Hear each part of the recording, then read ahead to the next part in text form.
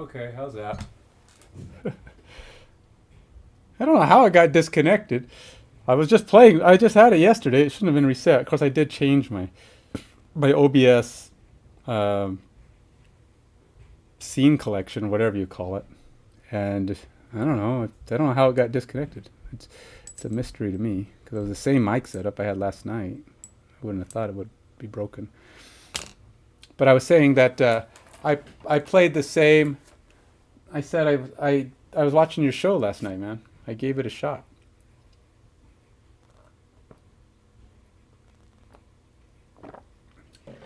And I definitely formed a lot of opinions about it. um, they, I was saying the Koreans very polite, very nice. They all just seem to be good sports. That was definitely one of the takeaways I got from the show. Um, Also, I I probably I have a of course I probably am a fan of probably the same rooting for the same person most of the people are. Probably the most popular guy there, as far as just guy that everybody liked, which is that older guy, um, the MMA champion guy, something Hoon, something Chan Hoon. I don't want to even try to repeat most of these people's names. I could not even come close to saying their names correctly. But yeah, I was just browsing last night after I said I'm about to eat dinner, and I said, well, let's watch some TV. So I turned on TV, and my wife was gone, and I said, well, let's check out something, and there was top 10 physical 100. I'm like, all right, I'll give it a shot just so I could tell TDL that I at least tried his show. I'll watch one episode and just kind of see what it's about. Maybe I'll just watch 15 minutes. And I turned it on, and however episodes there are in the series later, I was done watching it. I watched every single episode last night, down to those last two contests where they were pulling the boat. They still have to finish that because they haven't put out the one where the last team goes. Who I tell you right now, they're gonna lose. It's like I don't even see that other team. I don't even know. Are they gonna even waste an episode on that? Those other people are gonna have a terrible, terrible time with the boat. I mean, sometimes they surprise you, these smaller characters, but yeah, I don't, I don't foresee them lasting past that. Yeah, that's gonna be. I mean, the second team, who is the weaker of the first two teams, struggled.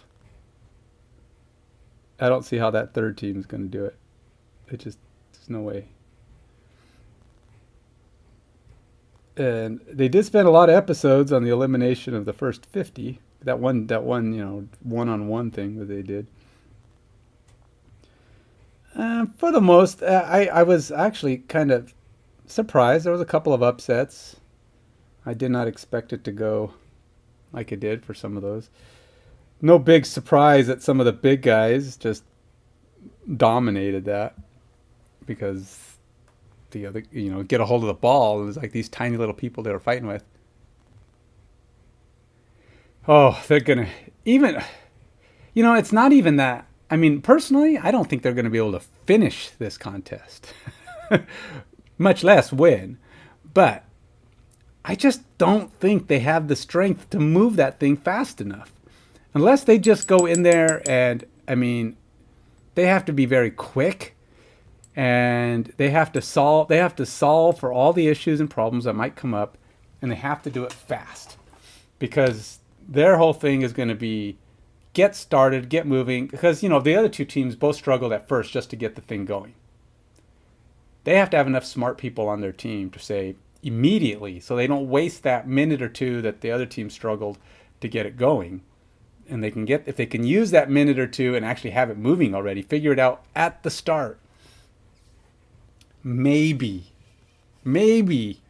they can get move into second place, but it's going to take some precise movement because that second team struggled hardcore as the second strongest team. They got it done, but maybe there's an opening there for the third team to get in. But man, I can't see that. They have one guy who's injured. They have multiple tiny little women on their team. I just don't see it. It's such a strength based contest. I don't see it.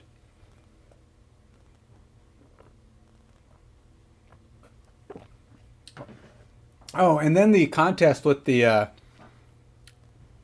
what was it, the really tall guy, the security guard, when he took the ball and he put it up on top of the ledge. That was so awesome. I thought that was awesome. But they canceled it. They go, nope, not going to allow that. But I thought it was a good idea. It didn't work out for him in the end. I don't know how that was going to work because even he couldn't have got the ball. I mean, he was able to put it up there, but how was he going to get it down? I don't know how that would have worked, but I still think it was smart. Yeah, I noticed a lot of the teams seemed to be putting too many barrels on one side, which probably didn't help them. But also, the other side, they had the camera over the top, and the other side did not look like it had as much room to put them in there because well, I don't know, maybe it's just the way it was configured. Maybe one of those boards can move or whatever, but it looked like one of the boards really cut off a lot of the space on the right side because they put the camera up, and I was thinking about that. But the nets, there's a lot more netting and space on the left side than there was on the right. So I don't know, maybe that's just, like I said, something that could be moved and they can still get all their stuff in there. But at the glance of the camera that I saw, it looked like the right side might not even have room for as many barrels. But yeah, that's what I was thinking. I thought a lot of people were putting an awful lot of stuff on the one side, and that might be though because there was no space on the other side. I don't know. I don't think anybody's going to beat the first team. If that second team couldn't do it, I don't see how the third team's going to do it. I mean, first team was just really strong. And I thought for a second there the second team was going to win, but then they kept showing the time, and it looked like they were losing all the way. And then they really struggled getting it up the hill. they hit that hill, and it just stopped, and they couldn't move it. And they finally figured it out, but they were really struggling to finish it off. And I think that's what ultimately made sure that their demise. And that's what I was saying. They all struggled a little bit on that final hill. And I'm like, how is this smaller team going to get it up the hill if these big guys were struggling even after knowing it? The one thing they had to realize was you have to lift the boat. You have to kill that friction on the floor. And everybody was just pull, pull, pull. And that second team did the same. That's all they did. They didn't do the lift. And that's what made it better for the first team. Once somebody would just lift that friction off the board, pulling it was a lot easier. Then you get on the rollers, and you don't need that as much because the rollers work. But then once you get back on the ramp going up, they needed to remember to do that. Keep lifting it. Well, the second team never thought about just lifting the boat to make it easier for yourself. You don't have to lift it completely off the ground, just enough to remove the friction so you can pull. And they never solved that. That's what screwed them up. If they had solved that earlier enough, they wouldn't have been just under full force of pulling. And they just pulled until it worked. But they never solved remove the friction problem that the first team figured out, and that's part of why they think they won. The third team's going to have to figure that out immediately, because I think you don't have to be so strong to lift it completely off the ground. But if you could just remove that friction and keep pushing forward, if they figure that out quickly and figure it out at the end where they're on the ramp, they might be able to get some good movement out of that thing. But it's all about, the lifting is the trick, because that removes the friction. And I thought about that the second the thing started, the whole show. I'm like, why are they just pulling? Why don't they try to get this thing off the ground some way? It's like, I didn't understand. None of them were thinking about lifting it. And then all of a sudden one of them goes, let's try lifting it. And sure enough, woof, the thing just started moving. I'm like, about time. I wanted the first team to win because it has the guy I'm rooting for on it. the old guy, the MMA champion guy.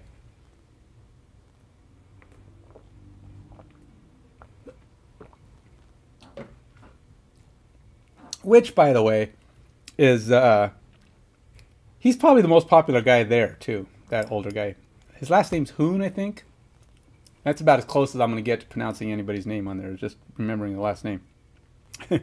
um, the underdog team that managed to win. Oh, I was thinking about that when they won that first one. I was thinking, wow, that's pretty good. And then I realized later on when you watched all the other teams go, those first two teams were terrible. They barely filled the sand up. They only got it up, what? Not even halfway. But all the other teams that won were like just inches from the top. The thing was always right at the top. And I was like, that underdog team had zero chance against any other team. all 9 of the other teams, including the losing teams, all had more than they had. But they managed to beat the one team that for some reason couldn't get it up past halfway.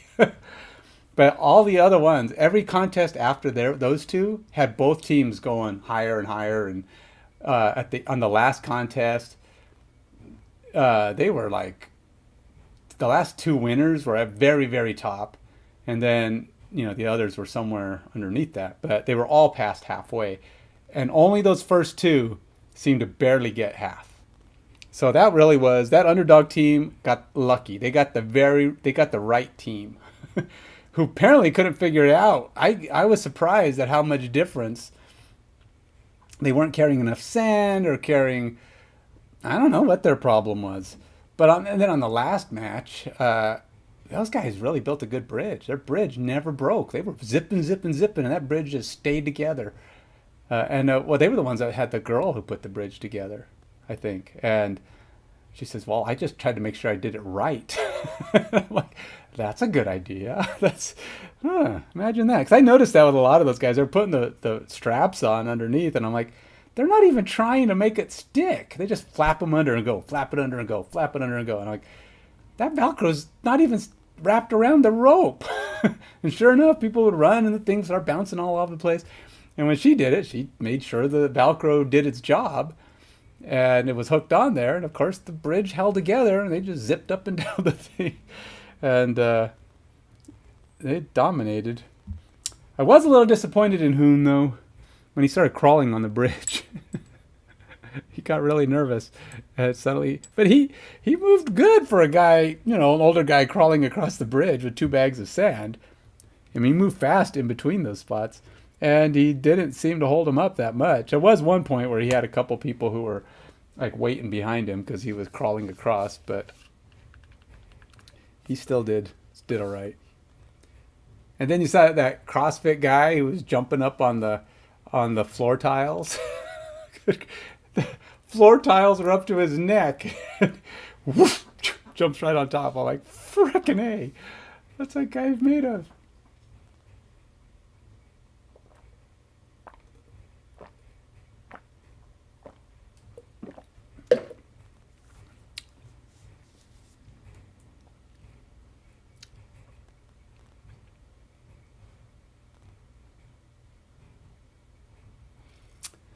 You think?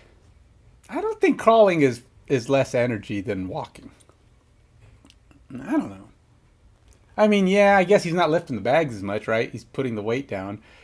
And he was moving them both at a time. I mean, so that's good. But I don't know. I mean, he seemed to do it pretty good. So whatever his excuse was, seemed to work out for him. They won, which is fine. I mean, like I said, I'm rooting for him. He seems like a nice guy. Of course, all the people, like I said, everybody on that show is nice. even the rivals. It's like, oh, this person is so great. I know I could probably. I just want to compete against him. And I'm like, wow, that's an interesting approach. It's like there's no, except for this one girl who was a professional boxer. she talks some serious trash. In fact, one of the things I did notice about the show, the production company or the directors or the interviewers or whatever you want to call it, whoever's to blame, they're not as good at filtering out the comments. Um, so American reality shows, you never have a clue as to what happened in the show. They, they'll filter out all the comments that say suggest anything as to what happened in the contest, because they always have the interviews after the talk. Because they'll say, "Oh, this is how I felt, and this is what I was doing, and this is what my plan was," and but this is all after the thing. So it's real easy for them to say something to the effect of, "Oh, if I had tried harder, I would have won," that kind of thing. They're going to filter all that junk out. They're not good at that. Many times I could tell what happened in the actual contest before the contest was complete, because they didn't filter it out well. Like, it's like, I knew she would tire out, and I I was and um, I was I was not surprised, at how I did. It's like she would say something to the effect of, "It's very clear that she said she won," without saying she won, and I was like, "Oh, okay. Well, we know what's happening on this one." And sure enough, of course, it go exactly like that, because they're not good at filtering that out. So some of their comments were, they gave away the ending, because the producers weren't very good at filtering it out. Um, but beyond that, I mean, it wasn't every time, but it was often enough that I noticed it at least two or three times. Somebody would talk like that.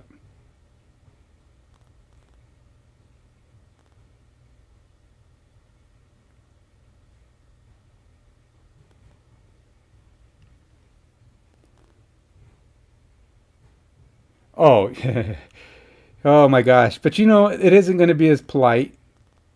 There won't be as much niceness. An American version of that show would not be. There'd be a lot more smack talk, a lot more rivalries. The wrestling parts would be a lot more intense. There might even be some anger. I don't know. I don't know how that would go, to be honest. Like I said, it's not like, I'm proud to be an American sometimes. But I do know that Americans are, when it comes to, you throw a bunch of competitive Americans together, they can be kind of nasty sometimes. Now, I'm not saying all of them. I mean, you'd have, let's just say there's maybe two or three people. Of the 100 people, there were like maybe less than 5% of them were smack talky. You know, in fact, heck, I don't even know that I knew that more than two, maybe two of them were overconfident in themselves, and just let the others know it. Here, you take 100 competitive athletes, athletic types, and you put them in a show together, and you're going to have 50-50 at least of total jerks to maybe not total jerks. And then the not total jerks, you probably have 50-50 of those would be borderline jerks. You'd probably have, I'd say, 25 people on there that would be as nice and as polite as the people on this show. And it's just the way it is. Sad. It's sad, really, to a point. Of course, this also implies why they have a higher competitive fire. They're not as worried about offending the other people. They're going to play to outright. They don't want to worry. They're not worried about embarrassing their rivals, because that's just the competitive nature. And this is probably why the U.S. does well in sports. I'm not saying they're the best. I mean, there's other countries that are like that too. I think not all countries are, super polite like that. But a lot of I've noticed the cultures, the Asian cultures, tend to be a lot more just polite. I mean, even though my coworkers are like that too. It's a nice thing to see, but it's just not that common in sports. It's just not American sports. but that's why we also have a lot of the best athletes, because that's just not a concern of theirs. They never appear to be holding back simply because they like somebody. Athletes in the U.S. are more about, if they like somebody, it's a fire to beat them. Oh, I gotta show this person I can outdo them, man. They're a has been. They're old. Let's take them out. And they would talk smack. If a guy was older, like that one guy, that Hoon guy, and if they were older like that, they'd be like, "Oh, you're such a has been. You're too old to be here, old man. You need to retire and go home." That's what they would be talking about here. They're like, he's older, but I don't want to underestimate him. I know he's going to be a tough competition, and he's shown his wear, and I bet you he's stronger than he looks. And you would not hear that in an American show. There may be okay, I don't want to say you would not hear it. It just would not be coming from everybody's mouth. There'd be a lot of people who talk smack. We're a smack talking country.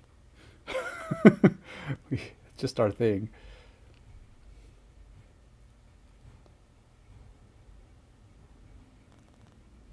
Well, if you think about it, in Korea, it's the same thing, right? I mean, out of 100, there was maybe what, 5 there that weren't from Korea. It wasn't. There's not like a whole lot of them. So, if they can do 100 athletes, we can most certainly do 100 athletes. But I don't think they would just do U.S. They would just do, maybe they could easily just do Americans, where they just recruit from the U.S. But they could end up with, it's the U.S. You could end up with people from anywhere. And the thing is, some of the best athletes from a lot of these other countries would already probably be in the U.S., right? I mean, they're competing. They would come to the U.S. to compete in U.S. sports, football, basketball, judo, whatever, just because the U.S. has some of the top uh, top in that training and facilities for a lot of those things. So some of them would already be here. So we'd have people from other countries in it just because they're already here in the U.S. But so I don't think they would limit it to U.S. born, but it could easily just all be people from the U.S.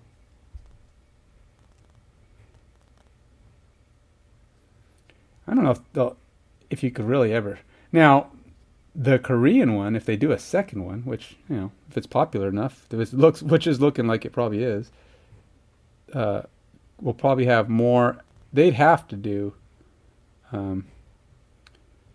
more outside of Korea people. They'll have the new champions of the time, but they'll also have, they probably have to have more world. Theirs would probably even be more international because, for one, it's already a show, so it's not like it's a new thing for them. So they've already gotten like their top 100 athletes, and they'll do another one where they can probably find 50 more, but they're going to eventually have to go, I think we need to go outside of our country. So they'd get more people who aren't from Korea. Now the U.S. could probably do, 5-10 years of episodes because we have that many athletes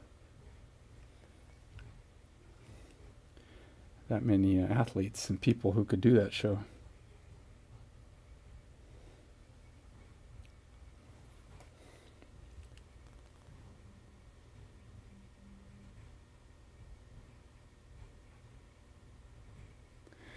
And see, that's the thing too with the U.S. There's such paranoia around injuries. Like, you might not get like a top flight star, because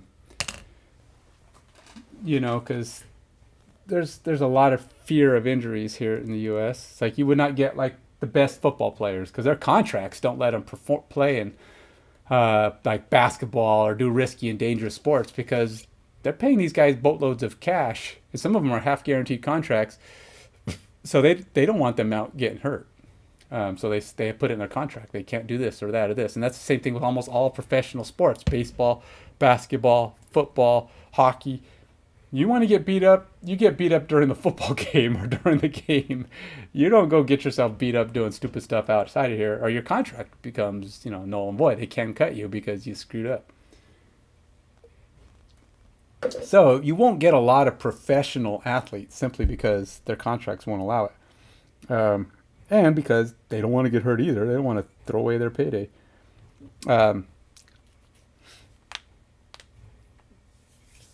So yeah, I think there's a limit. You probably get a lot of. You probably would find a number of like soccer stars, uh, Olympic level people, because the Olympics, a lot of them don't make that much money, but they don't have contracts either that say they have to do this or that, and a chance to win. Now, 300 million won. I looked that up. Now, I don't know if it's the same in Korea. I assume Japanese won is the same thing as Korean won.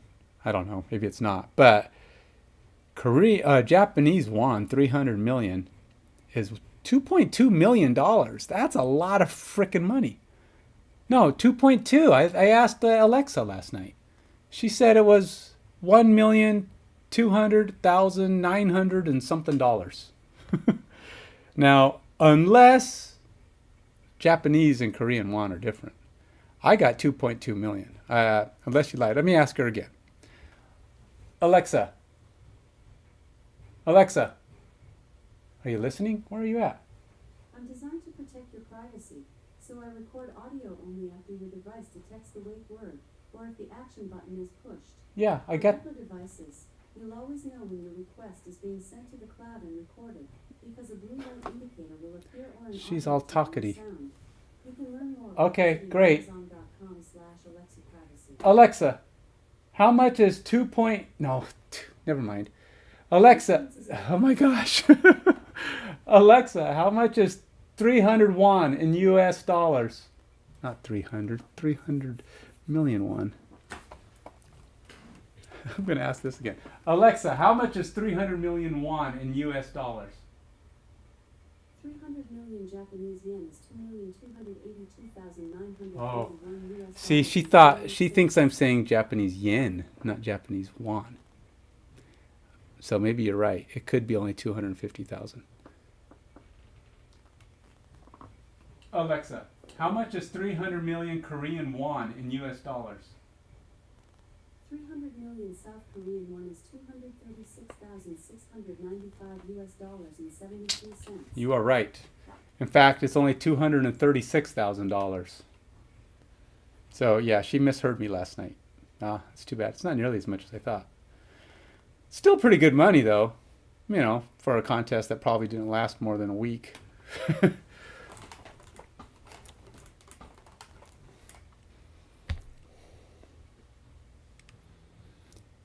And it may be even more money if there's a sequel, right? Because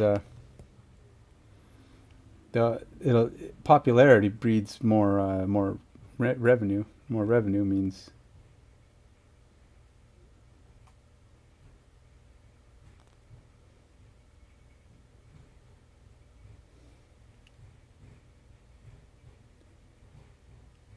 So yeah, you definitely in the U.S. though it would have to pay better for sure. It'd have to be over $1 million if you want to get the top tier athletes here in the U.S. You could not $200,000 would not bring any of them over to compete because they all make more than that. So yeah, it's not a. Nobody's going to risk their paydays for what amounts to a week's worth of work.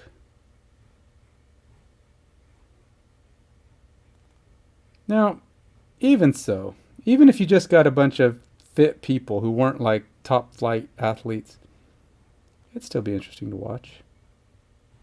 Get everyday people, because you got to realize, in the U.S., if you take the best athletes in our sports, it would not be a contest for guys who, like firemen. Firemen would not fare well against the top athletes in the U.S., even good, fit athletes. Okay, now, of course, there's always an upset or two where one guy's just so much stronger, or he's got so much more speed, or he's able to get that pin, or there's always going to be an upset. That's life. That is the way of things. But for the most part, it should not be. Of course, when you can eliminate groups of people at once, that's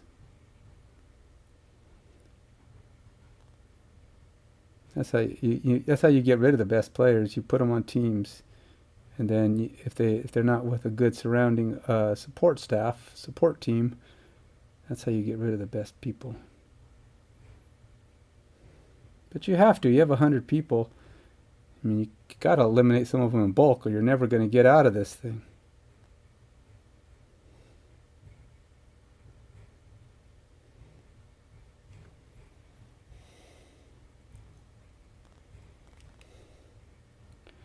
Something about this ink just doesn't seem to be very smooth.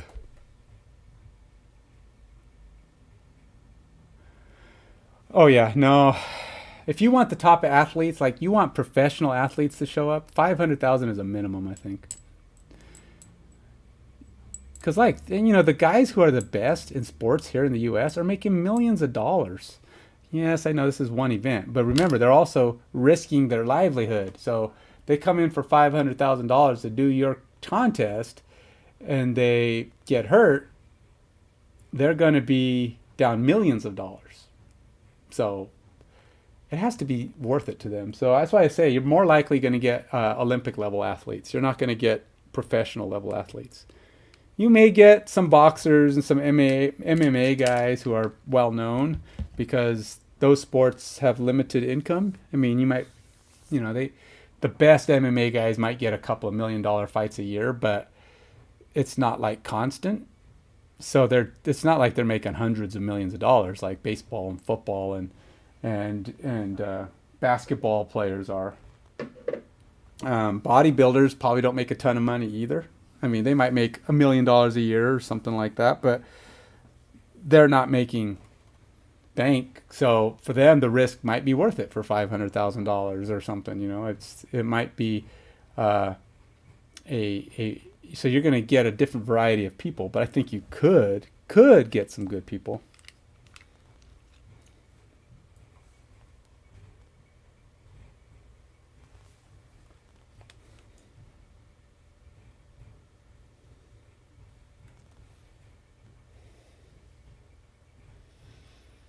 I guess he's kind of close. I need to get a little bit more on his.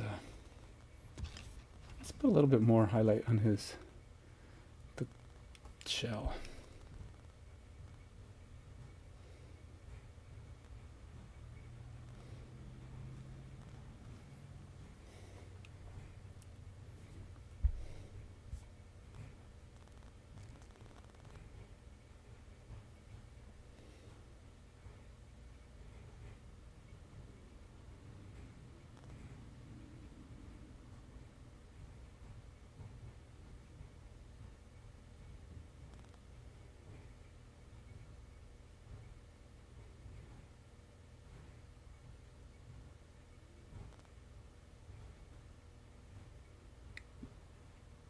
But anyway, needless to say, I like the show, and I'll probably watch the next one.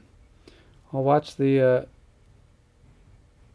weakest 10 get eliminated. But also,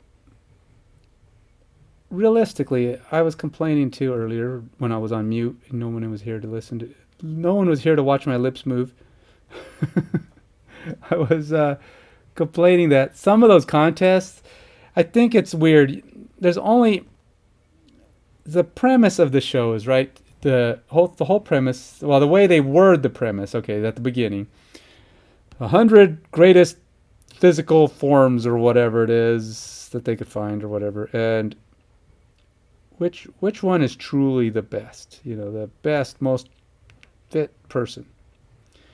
Well, the first contest they have is like not a measure of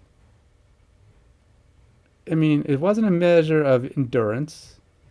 It wasn't a measure, or rather, it wasn't a measure of equal endurance. It wasn't a measure of strength. It was a measure of how heavy are you? Because the the weakest people weighed the least, right? So take the girl who just came back. She's an online fitness instructor who's really tiny. She probably weighed a. I'd be surprised if she weighed more than a buck. All right. She's just this tiny little nothing of a girl, and so gravity does not pull on her. When she's hanging, you take a guy who can do 300 pounds on the lat pull, but he weighs 300 pounds. That's one rep. Now, she weighs 100 pounds and she can do 150. That's less than half of what he can do. She might be able to do 150. I'd be more like 140, but still. That means she can lift a surplus of 40% of her weight. That'd be like the 300-pound guy lifting 420 pounds on the lat pull. So this is the equivalence of hanging, right? Or pulling. Now, he gets to put his arms over, but nonetheless, he's holding 300 pounds of pressure in the air. Now, gravity's pulling really hard on you. So when that bar is sitting underneath your armpits, after a short time, especially if you're trying to relax or you're not always in tension, because you can't always be in tension or you'll fall even sooner. So you got to figure out a way to set yourself so that you don't have cramps and whatever else. While that bar starts cutting into your arms and cutting off your circulation, if you weigh 300 pounds, it's going to hurt like a son of a gun. Once that blood stops to flow freely, you're going to start feeling actual pain on your arms and stuff. Now, when you weigh nothing, 100 pounds, gravity's barely pulling on you. In fact, your own leverage of your arm being over the top. So those girls who were arms over and holding onto their leg, it worked out really good because their leverage was more than the amount of pressure that gravity was putting on their bodies. And as a result, they were so much more capable. They were able to hold up for so long. These big dudes, that wasn't even fair. It's like I've never seen a contest where big muscle guys who were strong enough could ever compete with a nothing weighing female on a hanging contest. It's never been seen that these guys can do that because they're just holding too much weight. Their bodies weigh too much, just too much muscle, and it's not an equal fight. But what was the premise of this show? To show who's the most fit and strong.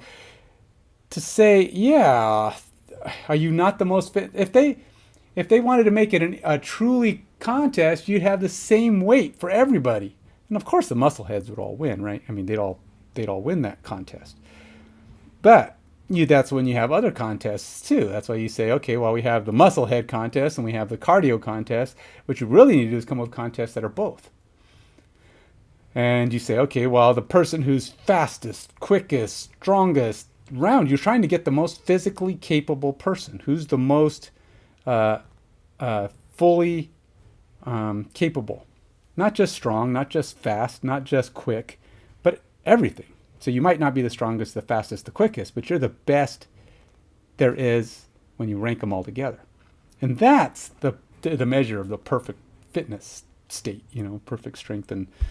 And some of those guys, you can tell, could fare in almost anything equally, but you can't have contests that sway in one direction or the other too much, if that's what you're shooting for.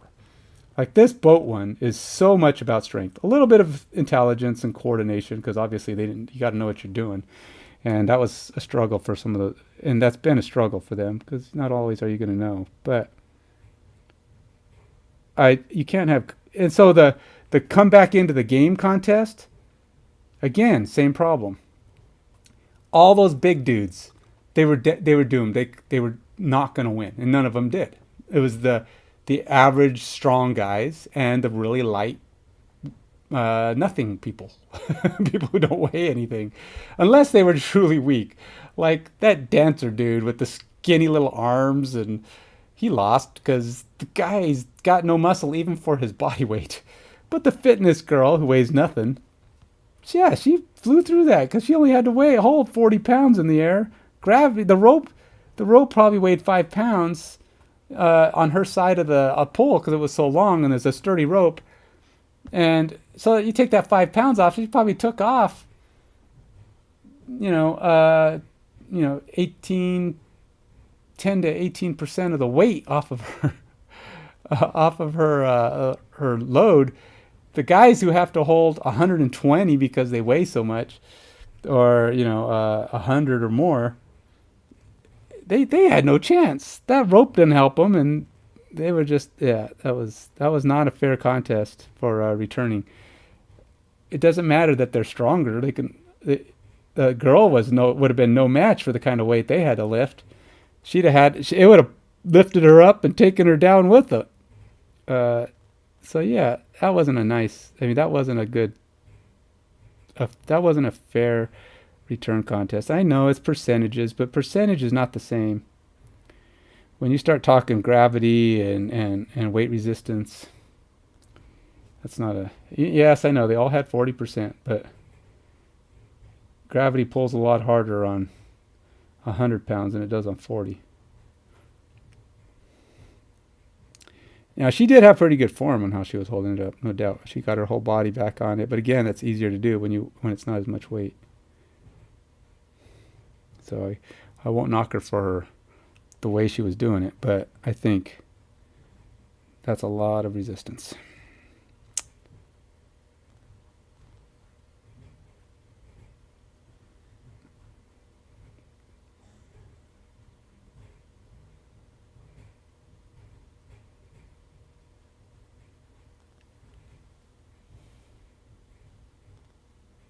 Yeah, no, I'm not saying she did it wrong.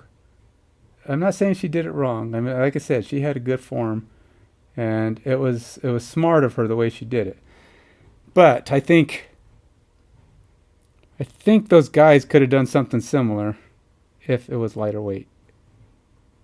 And again, 40 pounds. You don't realize the difference of 40 pounds. Like I said, I doubt she weighs more than 100 pounds. That girl was tiny. She probably not more than 5 feet tall. She's super thin and toned, so she's strong for her size. But if she weighs 110, I'd be surprised. But still, she's lifting like no weight, and just the rope itself is helping her because it's so light a weight. It actually has a counterweight value to it. And then she had very good form again. But I think those guys, it's just, I don't know. I don't know if, short of doing a example for somebody and proving it, it'd be hard to explain. But I'm telling you right now, it's not a fair contest. Gravity will pull so much harder on 100 pounds. It's heavier. Well, it's not just the fact that it's heavier. It's just like you have no help from the equipment because the weight is so much more. It doesn't notice that assistance. Pulley leverage and all that. So you notice, like when I work out on the cables, you watch me do a couple of my workouts at the gym.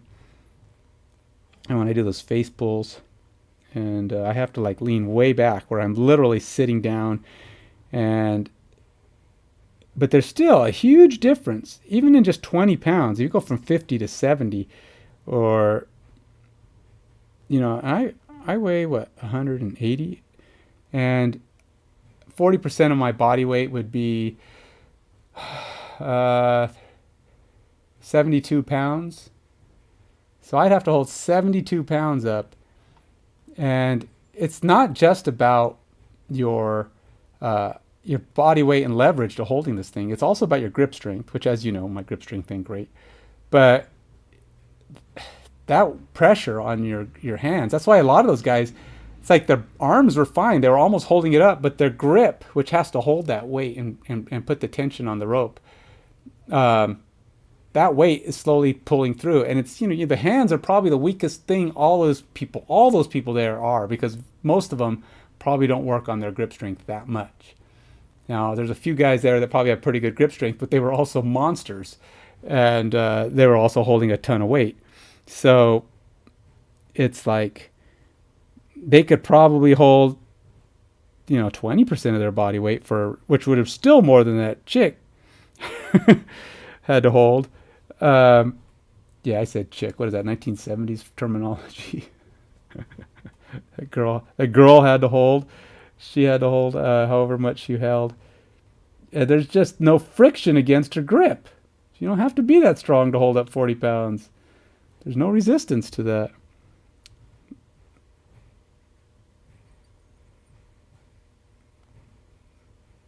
So, I know, but people, even there, they weren't complaining about it. They don't know. It's just basic math, though. I'm telling you, it's not a fair fight.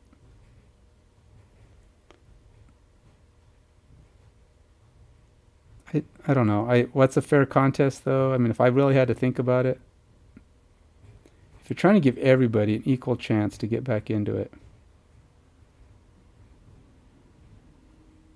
I'd say it would have been more fair to have them do like a 50-yard dash. Okay, the big guys would have a struggle because they'd be big and strong, but their power might allow them to get a good head start. And maybe even, it comes down to how strong they are. They can get a good pump off the gas. You do 50 yards, so they're not going to get overly tired, but yeah, it's still going to take some cardio effort. The really fit, cardio, strong people are going to do good. The girl who weighs nothing might not be the greatest sprinter in the world, but she weighs nothing, so she only has to go 50 yards. So she goes at her hardest. She beats some of the big guys, but maybe not all of them. And maybe she could beat 4 of them, and or 5 of them. I don't know, but maybe she beat all the big guys. Maybe they'd lose that one too. I don't know. But some of those guys might be very quick. That's like on a couple of them. One of the big muscly guys actually beat the guy who challenged him simply because the guy thought, oh, this guy's big and muscly. I can beat him. And it didn't work because the guy was really quick. Because he was a well-rounded, fit guy who wasn't going to get beat, who actually could move. The other guy overestimated his quickness versus this big dude's strength. And once that big dude came out, he was actually almost as fast. That's a well-rounded, fit guy.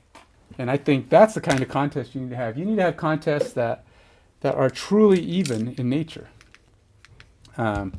Something that all of them could match up against. It's not a comparative.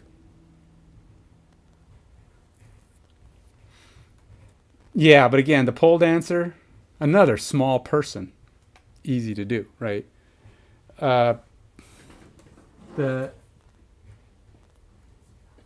I don't know. I just think it wasn't. It's just. Again, I'm talking about the difference between the big guys and the little people. The big guys never had a chance. The guys who weigh 200 plus. Well, okay, there might be 1 or 2 of the other guys that were 200 pounds that might have made it. I don't know. Not very many of the big guys made it. Almost 100% of the big musclehead guys had zero chance in that contest. The guys who weighed over 225, they were done. They lost right away because it's just too much weight. Once you start getting around at 200 and above 200, now you're getting down to people who are pretty well balanced, their muscle to their body weight. And then it's kind of a what do you call it? Flip of the coin. I mean, at that point, it truly is going to come down to who's strongest.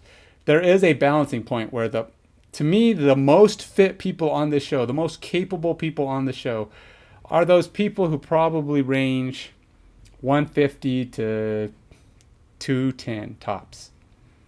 And those people are going to have the body mass, percentages of muscle, and cardio and capabilities. They have the optimal range of physical fitness. So, yes, there's contests that can be skewed towards the really strong guys that are over 210 and to the really light people under 150. There's going to be contests that can work for those people. But the most rounded, the people who you're always going to have 1 or 2 or 3 or 4 survive because these guys are just top of the class, are going to be those people in that 160 to 210 range. Because they're just going to have the perfect combination of everything, or near perfect. Now, not all of them are going to win. I don't know, but they're in the show itself. I mean, 70% of the people are in that range, right? They're in that prime, perfect fitness form, and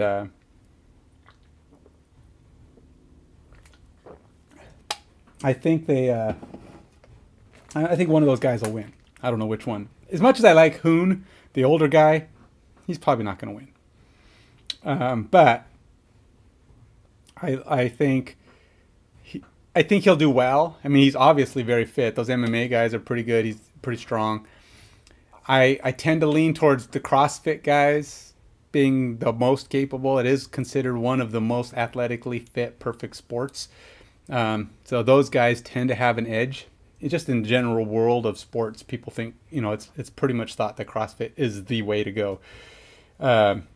It's a combination of calisthenic and weight and cardio and just everything. And it's just what they train. They train for the whole works. And so their bodies are perfect. I mean, that's what they're training for.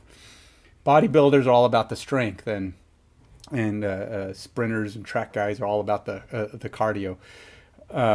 But CrossFit is just it. It's a crisscross of everything, and they just train it all, and they're just good at everything. And that's kind of where I wish I was, but I never really focused. I without a personal trainer, some of that stuff is just really hard to do. Plus, I haven't learned everything. I didn't know the pole dancer was a guy, but still, I bet you he's still pretty small compared to a lot of these characters. And I don't know all the characters. There was 100 people in this show, and I'm only now starting to recognize multiples of them now that we're down to 30 or 25. And even then, I could probably only recall 15 of them in my head right now, and I couldn't tell you any of their names because I can't pronounce any of their names. Okay, not true. I can pronounce their names if I saw their names. Some of them, not all of them. The names don't click because they're not American names. My brain has a catalog of names, so when somebody tells me their name and it's in that catalog, my brain goes, "Oh, okay, I can associate you to that name." Their Korean names are not in my mind's catalog. So when they give it to me, it's just like, this is a new word. I don't even know what that is. And I can't associate, so I forget the name. I can't until I add it to the catalog. So I know certain people, like people from work. I know some people that are Korean or Indian, and I know their names, so they're in my catalog now. And when somebody says that name, I'm like, oh, okay, I know a Sunki, I know a Serini, I know these people, but I could associate those names if I heard that name, but I don't have those names that they have. So I'd be lucky if I remember part of it. So it's just I haven't got those names into my head, so I can't remember the names, or at least not without a lot of watching. So by the end of the show, I'll probably be able to pronounce the last 3 or 4 people's names outright because my brain will have added it to the catalog. That is my brain. Anyhow, let's do a little bit more coloring on this. I'm looking for my, do I want a red tone? No, I'm going to go with the flesh tone. Here it is.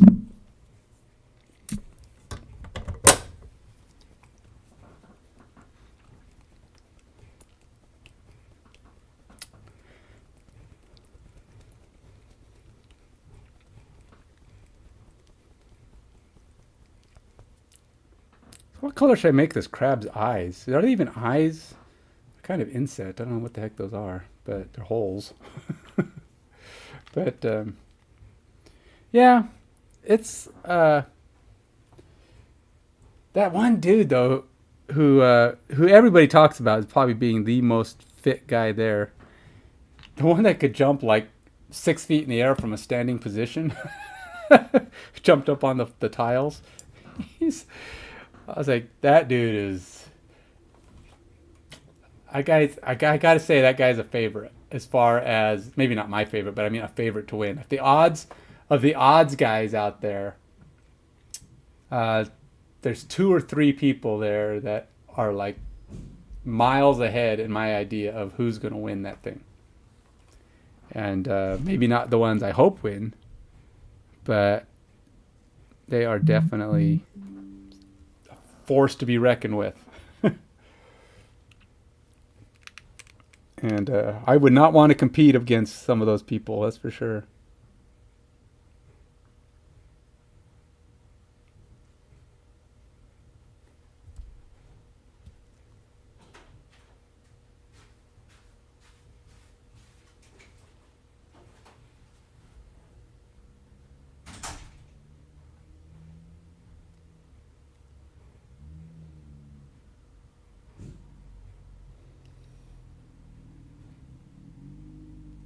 I had a feeling you were going to ask me something like that.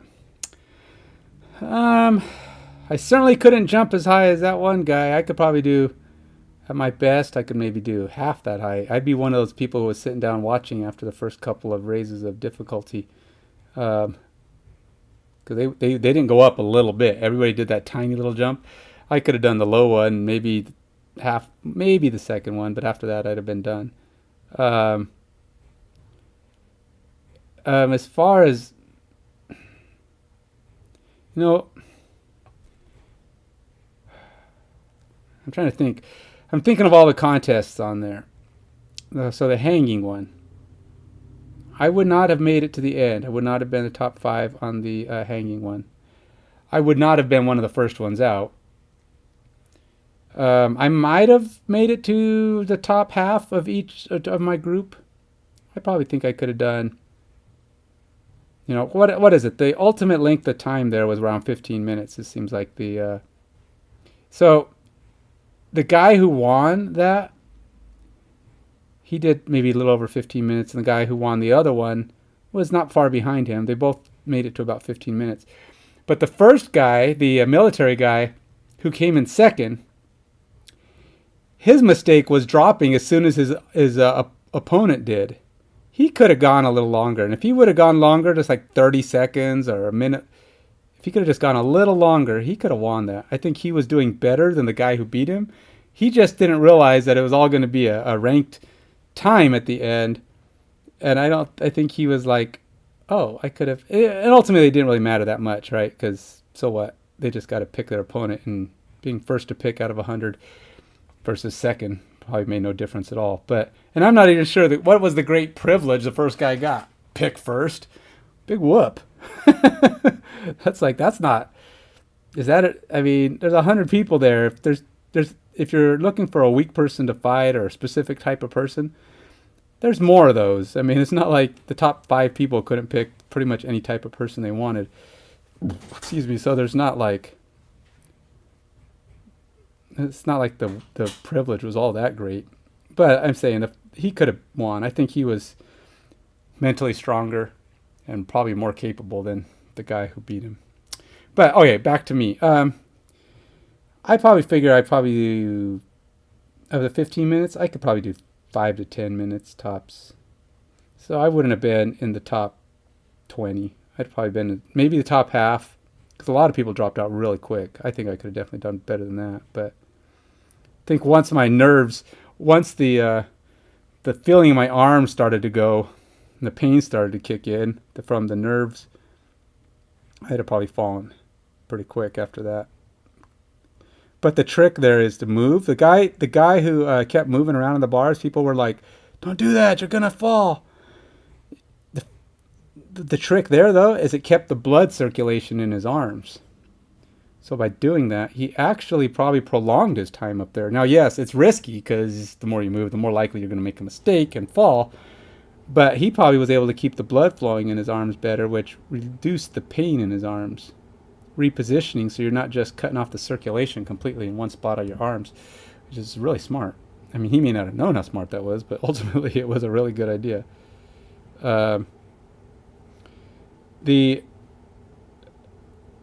As far as so the hanging, it didn't really matter, right? I would have had to pick. And then it would have come down to the contest. Now, could have I been in the top 50? I don't know. Yeah, I think I could be. It just depends on the day. But as you know, I've got some shoulder issues. And top 50 just lets you pick.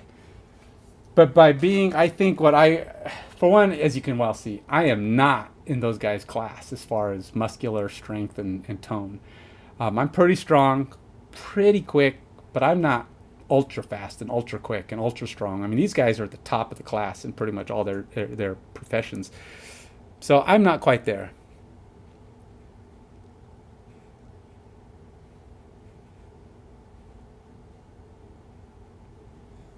Seven to 8 minutes. That's actually pretty good. I mean, I think if I know everybody was so upset when they fell, right? Oh, I could have done better. I'm so depressed. I felt like I should have done this and that. If you know how that works, if you know how that kind of contest, the hanging contest works, like I do, I think all of them did pretty good for the most part. Anybody who made it more than 7 to 8 minutes is pretty good. Now remember, if you make it more than 7 to 8 minutes, you probably did half, and you were probably in the top 50%, because 30% of those people fell within 5 minutes. I mean, they were just after 2 or 3 minutes, people were just dropping. Okay, so you probably, if you make it to 7 to 8 minutes, after 5 minutes, you're probably in the top 35, right there, out of 50. You probably lost 15 people already. By 7 minutes, you're probably getting down to the top 25, top 20, which is almost 50%.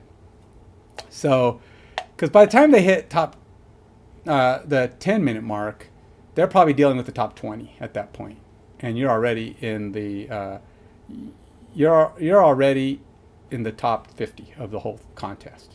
Because by that time, once you hit 10, those are the top guys. They made the top half of the cutoff. So at 7 to 8 minutes, you got a chance in the top 50, but that's a good number. I think if you can make it 8 minutes, that's a good deal. Now, again, I think it comes down to your weight. My weight is in the middle-ish, but then again, I've never been much of a pull-up guy or pulling strength. Now, I've gotten a lot better over the last several years. I can do a lot more pull-ups than I used to. I can do 20, 25 pull-ups. I can do weighted pull-ups of pretty decent weights. But I'm getting a lot stronger in that area. But I still think I don't know, because with all the shoulder issues, and depends on what kind of fitness state I'm in at the time I would do a contest like that. I'd also be a lot like that Hoon guy. Age-wise, I'd probably be one of the oldest people there, just like him. In fact, I don't think they have anybody my age in that contest. Hoon is probably the oldest guy, and he's in his 40s, right? I think they said he's like 45 or something. I mean, he's older, but he is probably the oldest guy in that contest.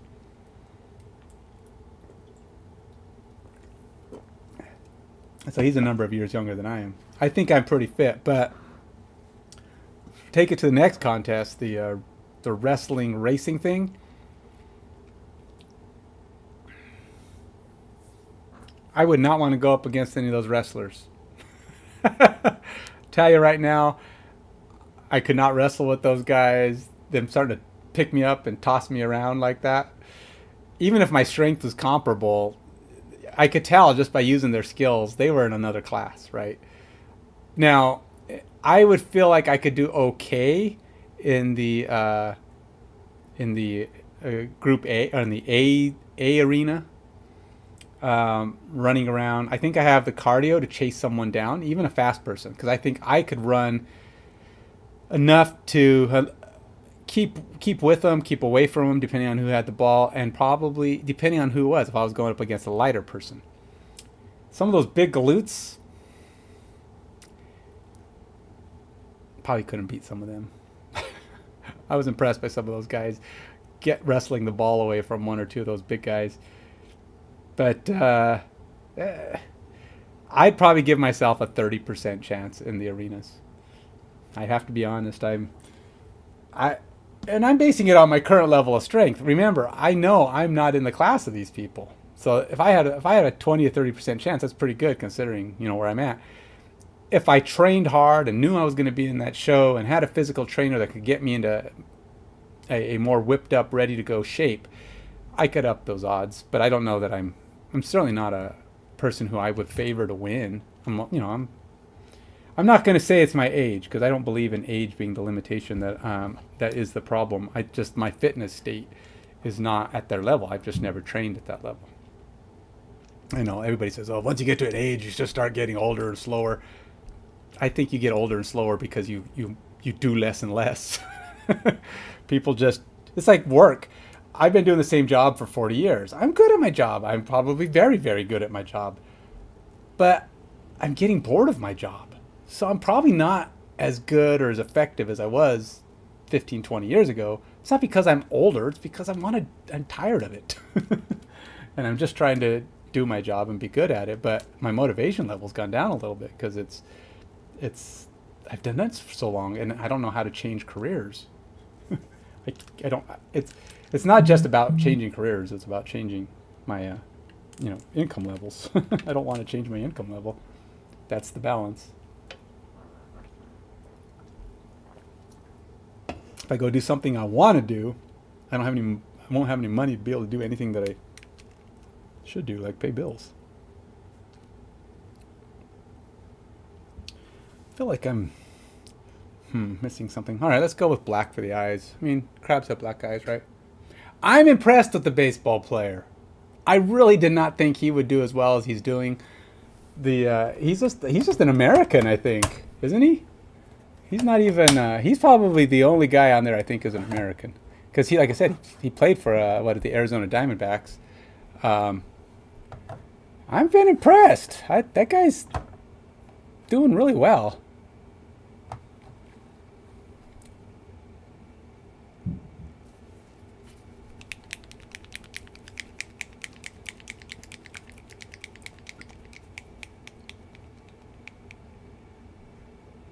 Oh yeah, yeah. I guess he does kind of look.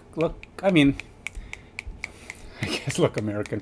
Everybody looks American. They could all be American technically, but from America is what I'm thinking. I don't know about Hope, but it's like, yeah, he looks American. It's like, yeah, everybody looks American. The only reason the Korean people don't look American is because they're in Korea, so you assume they're Korean. They're from Korea. If you saw a Korean person on a German show, you would think that person's American just as easily as you think they're from Korea, because as long as they spoke English, right? So if somebody speaks English, and anybody could be American. At that point, you wouldn't know for sure. They're either from their heritage country or they're from America. That's pretty much how it is. So you just assume wherever the show's being listed is they're either from Korea or they're from America. That's the options, unless they're, very clearly British or European or something like that. But ultimately, those are the options. That's what I think anyway, because America is the mixing pot. It's the one place where there's no one race. I mean, everybody could be here. And that's why it's so sad we have so many problems with our racial integration, it's not as bad as it used to be, but it's still pretty sad that it's even a thing here. That we're so bad at it, because we have so much variety of people here, yet we still have problems with how we treat each other for their race.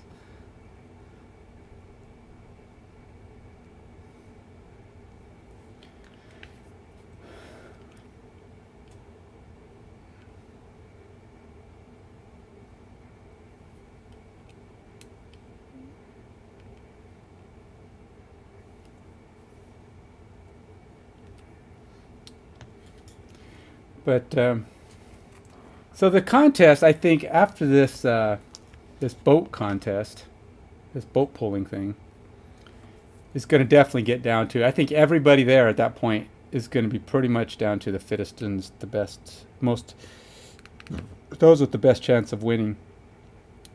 That said, I don't know what they're going to do with these. How they're going to keep making it fair for these girls.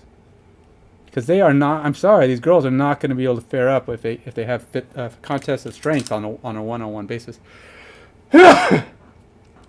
unless they're just going to keep doing percentage strength contests. But still, percentage strength is not a fair strength measurement, because they're talking about unless they're talking about who who's the most fit for their weight or their weight class or something.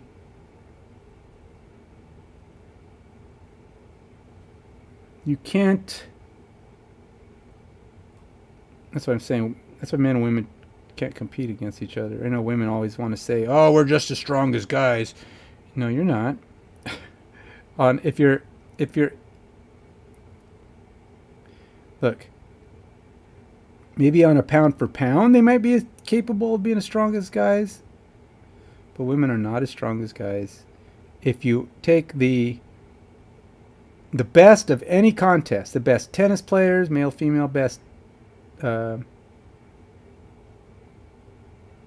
the best football. Well, football even more so, but if you take the best of any contest, of any class of thing, bodybuilders, tennis, basketball, whatever, the women are not able to compete against the guys. It's just not possible.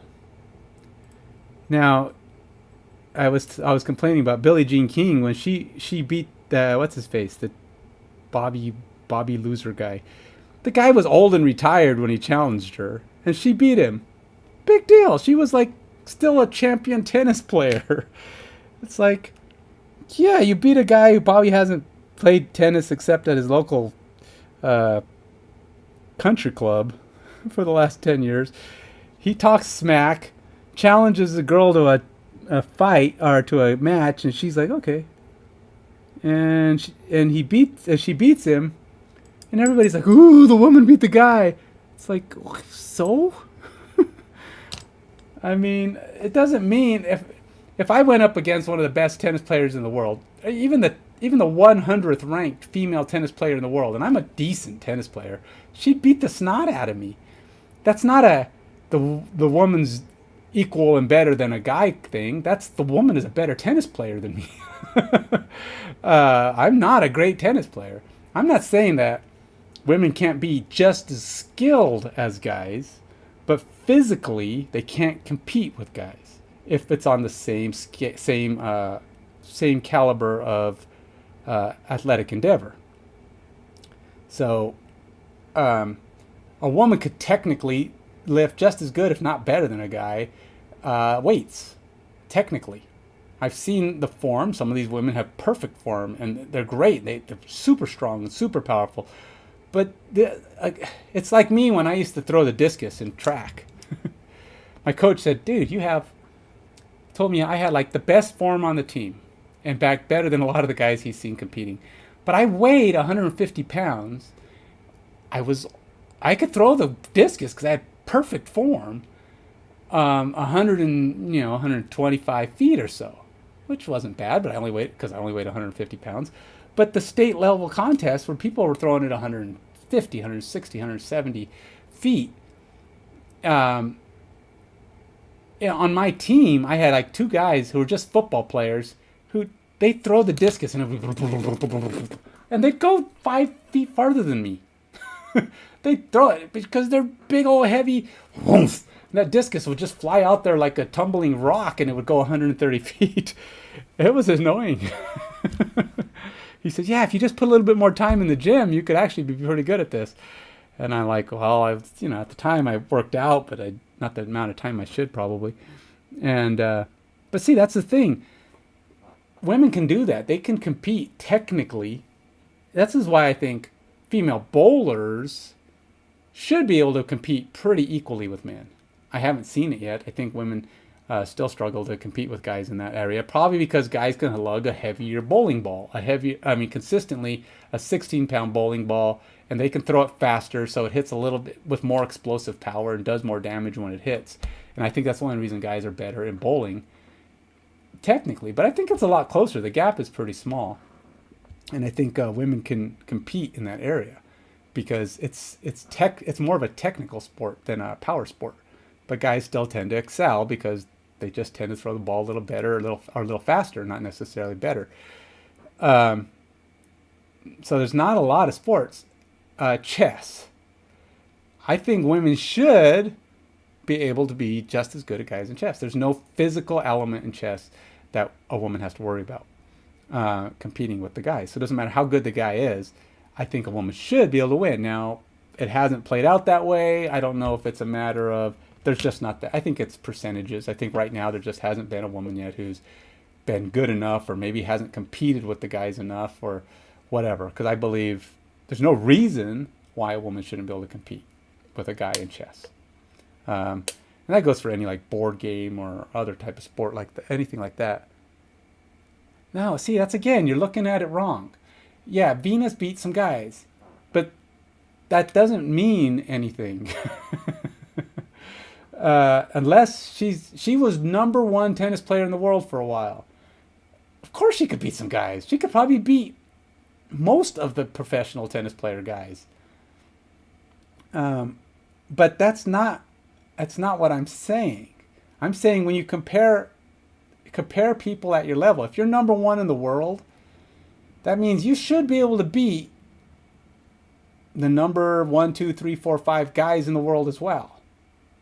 And if you beat them once out of 10 tries, that doesn't mean, you're on their level.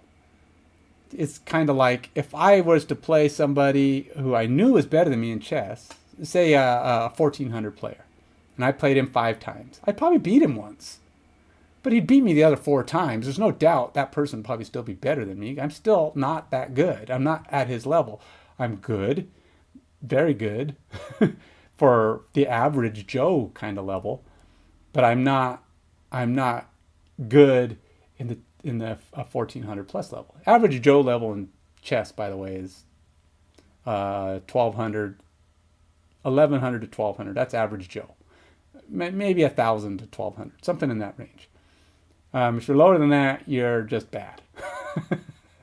You're not average Joe.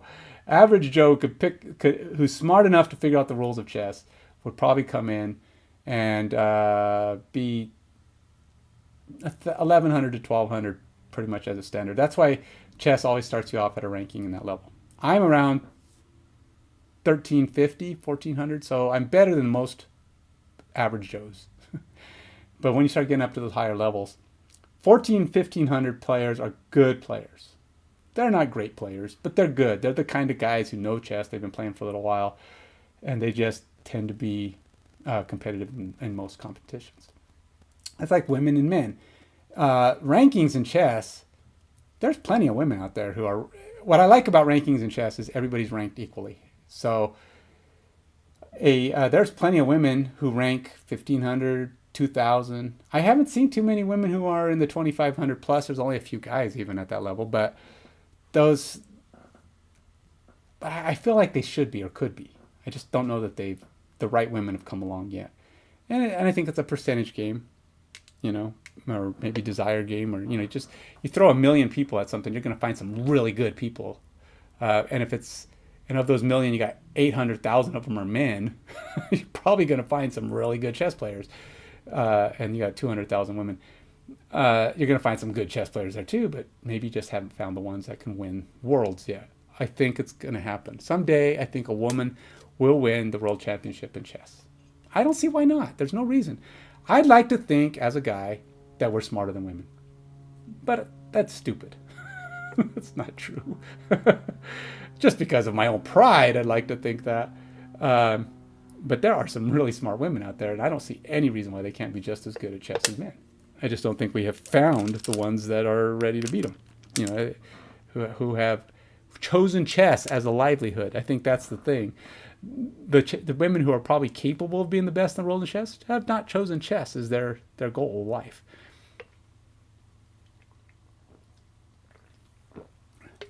Maybe they haven't been granted the opportunity yet. A lot of chess tournaments don't allow men and women to compete together. And maybe that's why we haven't seen a world championship woman beat a world champ, because it would have to be an exhibition match. Men and women don't compete in the same chess categories. There's no reason for that. But they generally don't. Usually there's men and women ones. There are open contests where they can all compete together, but I think at the upper echelons there's male contests and women contests. I think. Maybe I'm wrong. I think they don't compete together though. And they have the world's women world champion and the men world champion, and that's because they play in their own classes, which is not necessary in chess. And just like any board game, I think there's any board game out there. Video games, I don't see any reason why a woman can't be just as good as men. It's twitchy finger. Maybe a little bit of a stamina thing. Men might maybe have a physical stamina state, but it's video games. It's smarts and brain function, right? Quick fingers and brain function. Women can be just as good at that, and I don't see any reason why they can't be the best in the world. But again, there's less of them. There's less women competing, and probably less opportunities for them to succeed. So, again, I think a lot of things, there's no reason why they can't be the same, but I don't think that they're ever going to compete physically at the same level as guys, because until something changes in our physical makeup, one-on-one in the same level of competition, guys are just going to be stronger. I'm sorry. And the world gets mad when you say stuff like that. Oh, women can be just as good. Nah, they can't. I'm sorry. They can't. And that's not, it's just nature, you know. Just everybody wants to say that everybody's equal for every reason, and it's just not the way it works. You know, a monkey will never be able to pull as much as an elephant. They're all in nature. It doesn't matter how smart the monkey is or how capable and strong the monkey is. The elephant is going to pull more weight.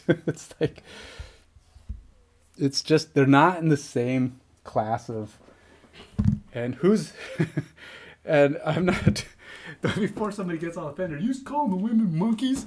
Hey, in that picture, I'm calling men elephants. What the heck? That's not, it's not, I'm not saying anything.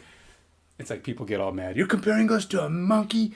It's like, well, okay, what if I called men whales? It's not complimentary. Just they're bigger and stronger is all I'm saying. But hey, on the upside, the monkeys could probably outsmart an elephant on any given day. Now, I don't know if that's the case with men and women. A male elephant and a female elephant. Even in that scenario, male elephants are typically bigger and stronger than the women. So it's not the case in all races of species of the world, I think. But again, I think if you took the biggest, strongest lion and the biggest, strongest lioness, the biggest, strongest lion is probably stronger because it's in nature the male is stronger. In that world, in mammal world, whole different things. Start getting into insects and other crap like that. But in most mammal world scenarios, an equal level, male, female, the male is usually stronger. Just the way it's gone. Usually. There's probably exceptions in the mammal world too. I don't know. I mean, male and female birds, I don't know if there's anything there. I don't know how you would even measure a bird's strength. But I'm totally off. Oh, lion and tiger. Oh boy. It's a toss-up, to be honest. I don't know. You get the strongest of both. Again, you always got to compare apples to apples. There's always going to be the exception. The small weakly tiger or small weakly lion versus the big bulking tiger versus the big bulking lion. I mean, you got to compare apples to apples. If you take the best, strongest, biggest lion versus the best, biggest, strongest tiger, they're both huge monsters, man. And if you take a male of both cases, it would be a brutal fight. It would probably come down to which one is the smarter animal, you know, which one's more capable, which one. There's some big, brutal animals, but that's why you can't compare things just simply on a species, you know. It's like saying who would win, a male or a female, a man or a woman in a boxing match. If you take the right woman versus the right male, the woman can win. But, you know, it all comes down to like a professional boxing woman is going to beat the snot out of a tiny little non-boxing guy. I'm not saying that it has to be that disparate, but I'm just saying there are levels of every kind of competition. So, yes, women can compete against guys, but in physical realm if they want to, but they can't necessarily compete against their same class of guys. Oh yeah. Oh, yeah. No, I I would not. Some of those wild cats are brutal. They are scary. I am very much with you on that. I would not. Many of them would be not wanting to cross paths with. Heck, even the small ones, bobcats and stuff. The way they go. Oh yeah, no, they're. I would not cross their path. Bobcats are small. I mean, they're like big house cats, right? I mean, they're probably twice the size of a decent sized house cat, but they're mean and quite capable.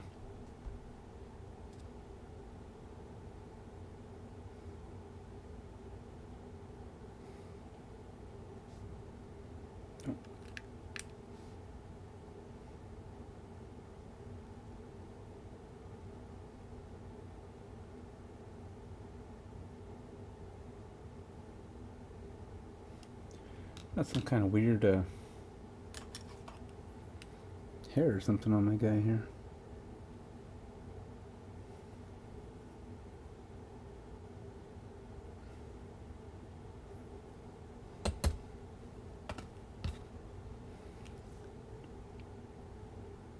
Oops. It's the wrong one.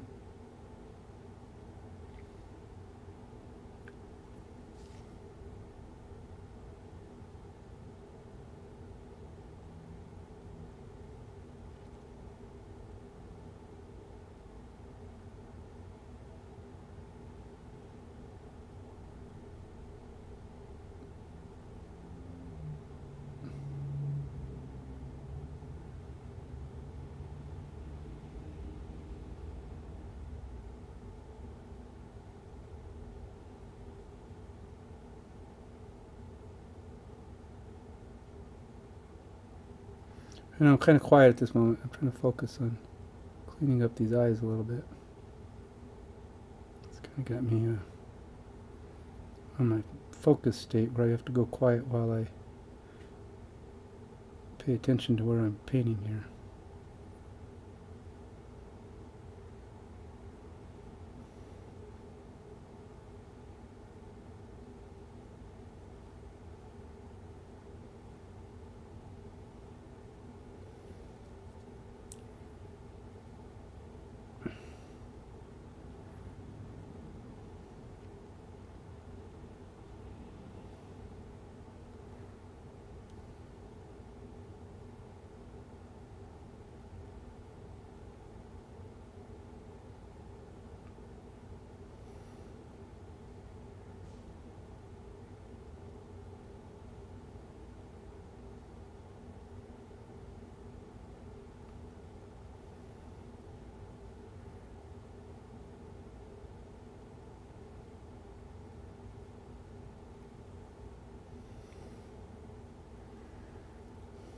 All right.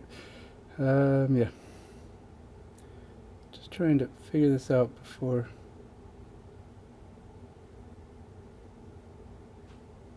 I continue my chat. There we go. No, I've seen some big cats at some big lions when you go to the zoo. Those things are like they're bears. They're huge. I think they would beat some of those African lions, man. They could take down a bear. I mean, maybe not a grizzly bear, but they would certainly put up a fight. They're brutal. They're mean-looking animals, and they're so casual. And then when they attack, man, you just wishing you had not thought they were casual. They're like, "Don't get me angry, man. I'm gonna sit here and just let you stare at me, but just better watch your step." I'm not scared of you, you big cute pussycat. You're no harm for me.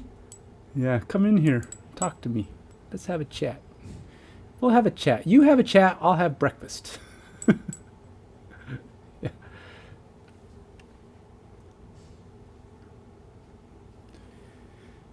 Yeah.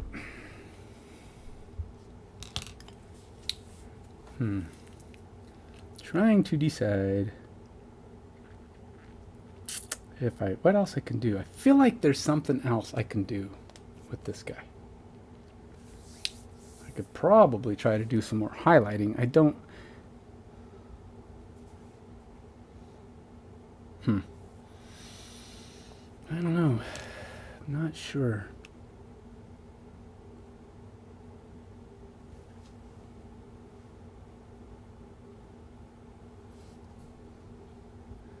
I do notice my paint seems to spread out.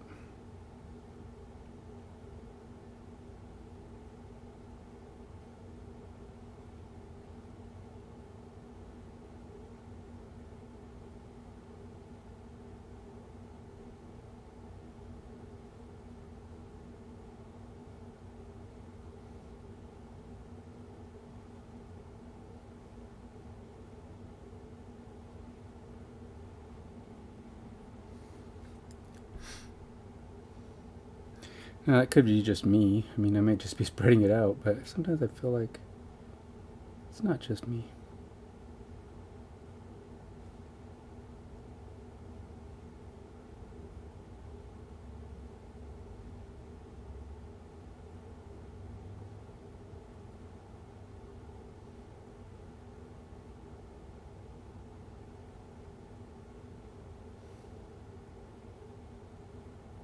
I need to stop pretty soon. I'm not getting any done on Frosthaven. I was gonna start doing some Frosthaven, but if I'm gonna actually play Frosthaven, I gotta get my act together. What time is it, Alexa? What time is it?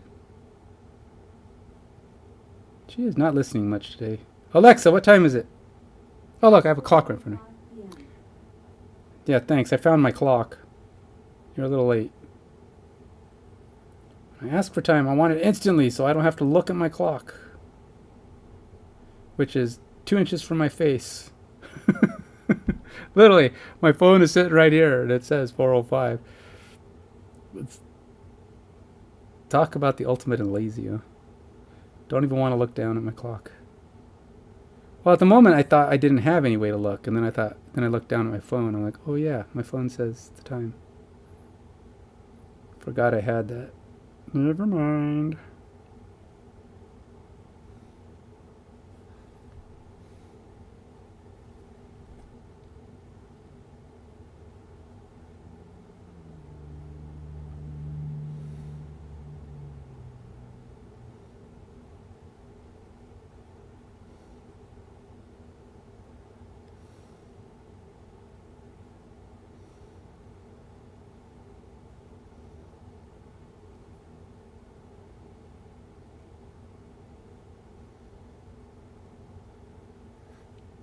This crab's got a lot of cracks and crevices, man.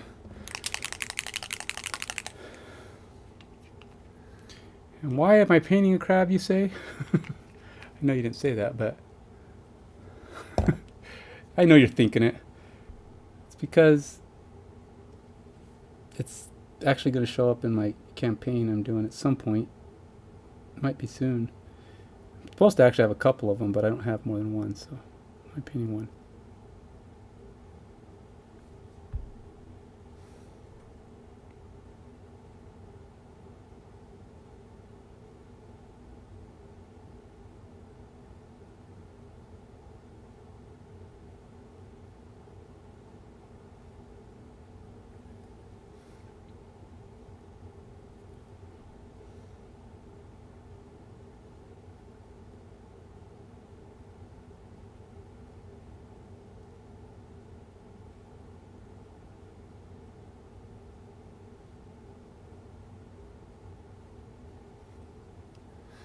Alright, I need to get some water in my...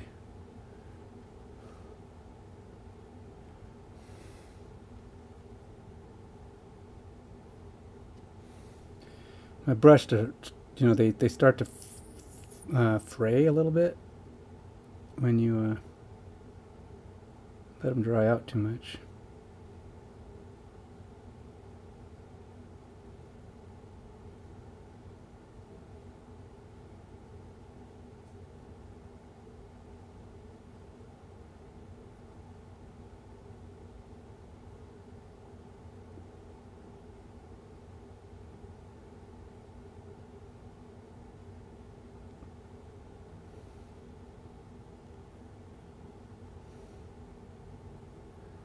You know what? I'm wondering if I painted the right parts for his eyes.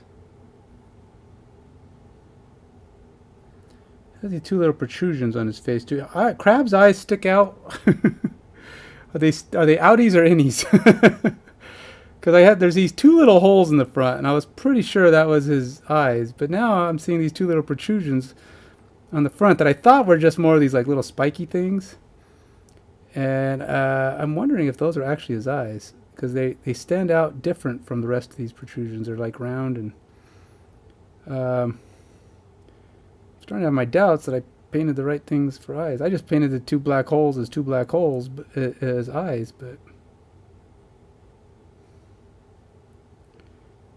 feeling like maybe I did that wrong.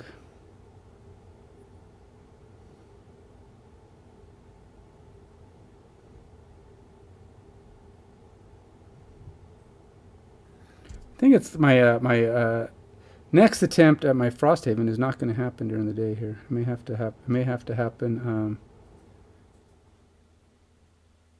tonight, like at 7 or 8 o'clock. Or I try to get it done before 11 o'clock, which is going to be interesting. So I'm going to be playing another new character. Yep. Today I try it with the Deathwalker. Deathwalker and Royce. And that's because I don't have a name for the Deathwalker yet, but I'll come up with something.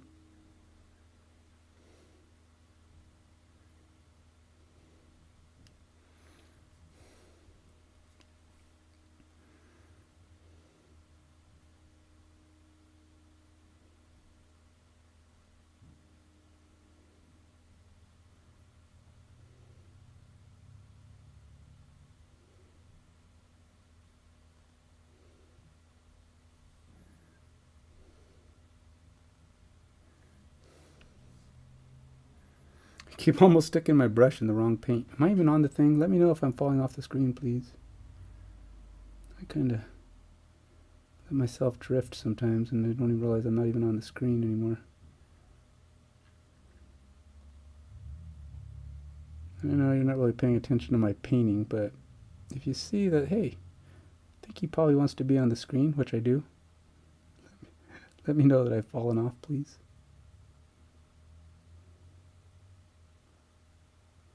It's funny.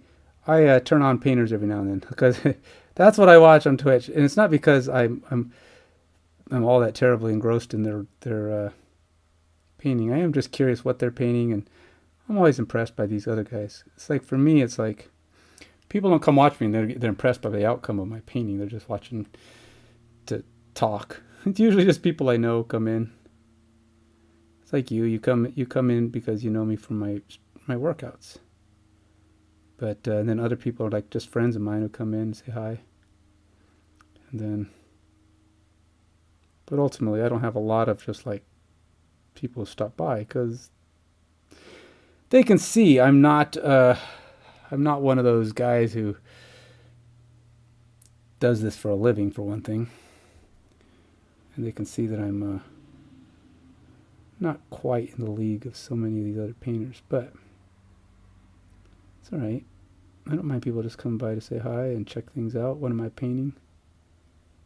What's the latest on the docket? But I know some people come in, they want to see me painting Frosthaven because I say Frosthaven on my descriptor,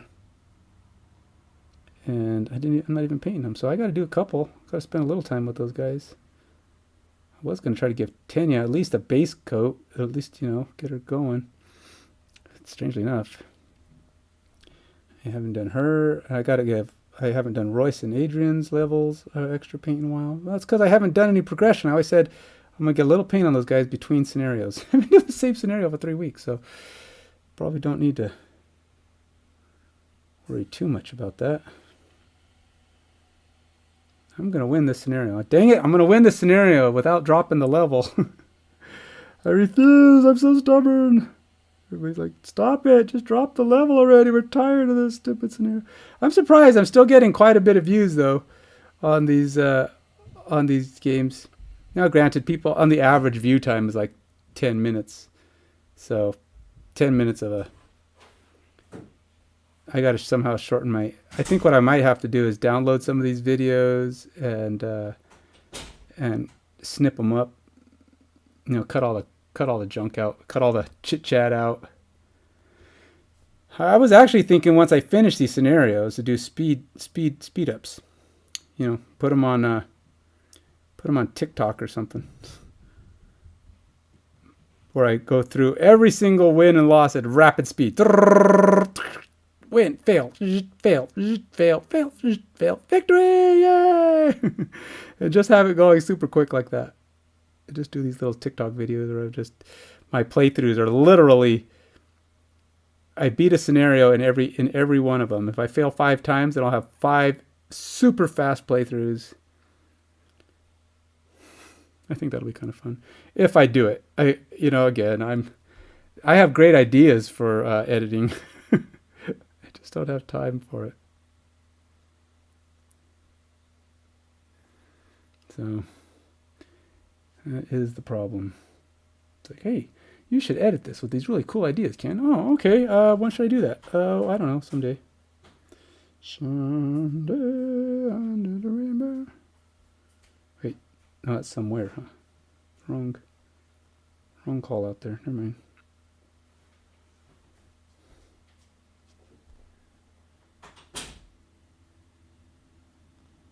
Man, I still got areas down here.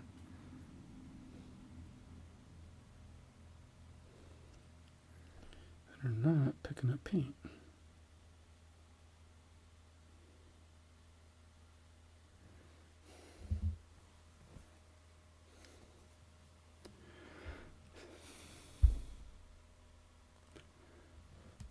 Yeah, but I don't know if I want them to be random. I mean, right now I'm trying to make them barnacle colored. That's kind of what the yellowish color is there, but the tan yellowish color. But I should probably make some various tones of that, instead of just being the same, like some more white, some more yellowish. Barnacles, I don't know if I want them to be too colorful. I guess I can't visualize. I guess it's an imagination on my part. I don't know if I want blue and... What colors are barnacles? I know white could be kind of a color. Me and Jen are going to order pizza. Did you want to get anything? What kind of pizza are you going to get? Well, I was just going to get pepperoni for me. I don't know if you want to No, but what brand? I'm going to go pick up Papa John's. Sure, I'll pitch in $10. Does that sound fair? Okay. Papa John's is $12. $12. All right, I'll pitch in 15.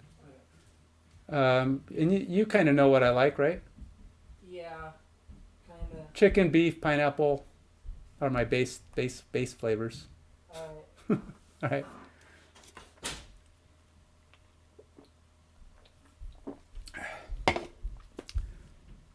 All right. All right, let me look at some barnacle colors. So if I see other weird colors, because you're right, there's probably other colors, and I can mix it up in there and have some variety on it. But barnacle colors, I need to see it and go, oh, okay. My brain needs to have. Oh, I don't even know what that is. But it got barbacoa colors. What the heck is a barbacoa? Did I spell barnacle wrong? Oh, okay. Yeah, they're mostly some shade of white. There's little hues of blue and junk in them. I can see that. Maybe that's the thing. Maybe I need to stop thinking of it on a whole, because they're all. They tend to be some form of a light color with a little bit of maybe yellow in the middle. It's a little bit of bluish hues. It's a mix. So I'll try that. Let's get some, like you say, let's get some variety in there. So we'll add a little yellow to the tips maybe, and I'll even throw a couple of blue hues in there. Let's see what that does. Blue hues just being, touching the outside edges of them. Just mix the colors in. We'll try it.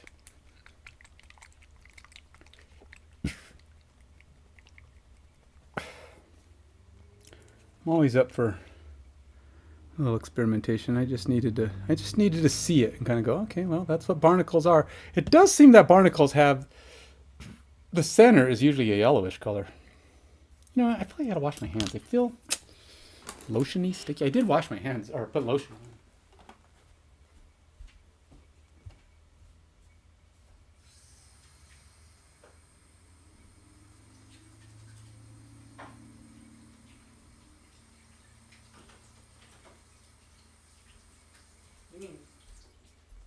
mean sausage, right? No, beef. I don't do sausage. Oh, it's the other way around. Anything pork I don't usually eat. Okay, so beef. So beef. Okay. That's better. Because when your hands are all kind of sweaty, sticky, you know, it feels like you're going to wreck your model. I usually don't handle the model, but this one, he's not glued onto the base right now. Actually, it's kind of cold. It's like, is there a middle ground between sweatshirt and t-shirt? I usually wear the thin shirts for that very reason, because thin long sleeves. Because sweatshirt's too warm, t-shirt's too cold. So I gotta... just the problems. It's like, I got issues.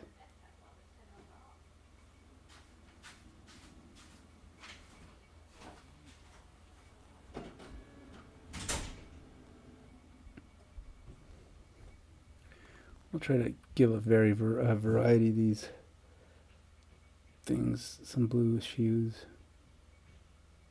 just because.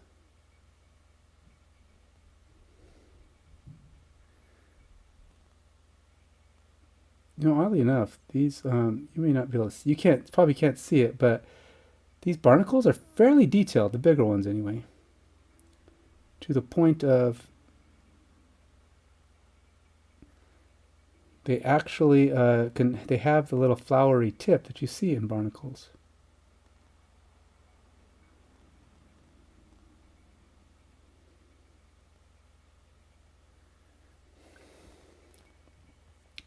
Now the question is, am I talented enough?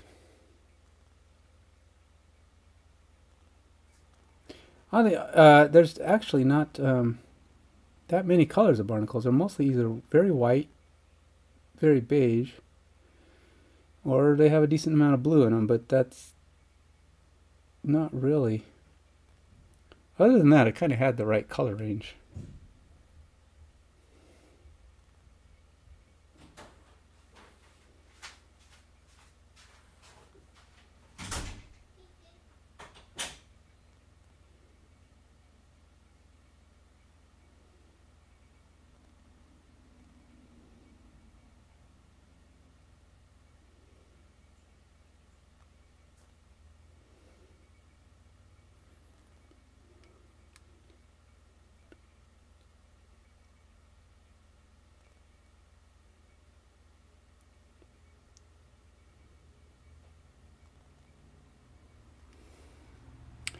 Well, it's not much, but really, if you look at the barnacles, if you take pictures of them, most the images they have of ones with blue in them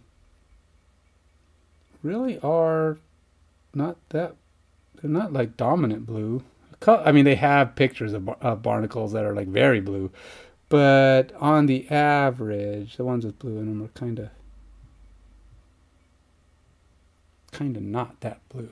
So I mean, you're going to see blue in them, but it's not that much. I'm not even sure what causes the blue. Of course, I'm not sure what causes the color that they are.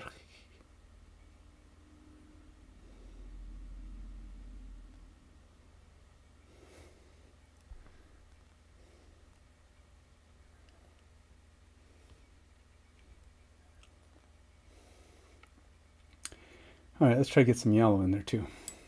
I'm going to try to do the... Now, here's the problem. My yellow is too... Well, it's shiny, but who cares for the amount? But I'm just talking about... It's really hard to get yellow on. It doesn't stand out that well. Even when I do moon yellow, which is a deep, high pigment yellow, it doesn't fare well.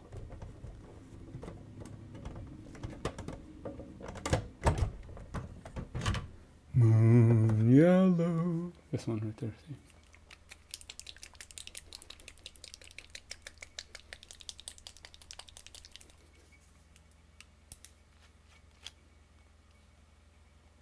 It's very bright on the palette, but it's not It's not nearly as bright when you put it on stuff. It takes a lot of layers, and I can't do lots of layers. Oh no, don't smash my water.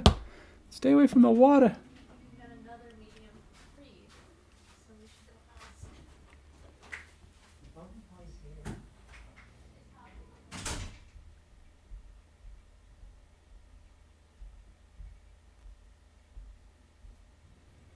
See, almost no water on there. Eek. It's like getting this palette, this yellow, to even be usable. Look how close I have to actually be to get sharp. Hey, look at that. It's probably about there. Still not that easy.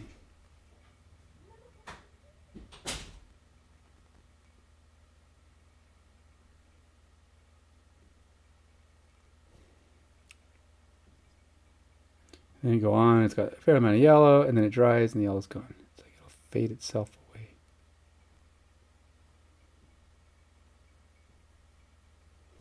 It just doesn't.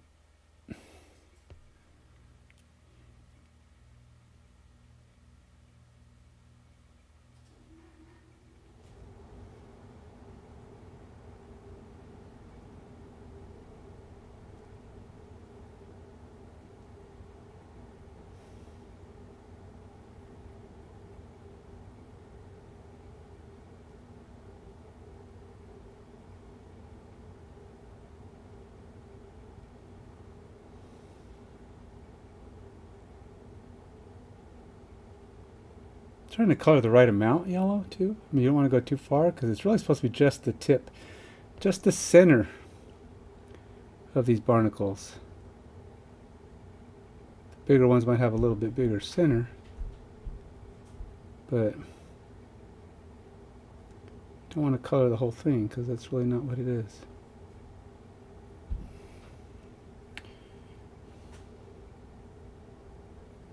And like I was saying, these barnacles, some of the big ones are pretty detailed.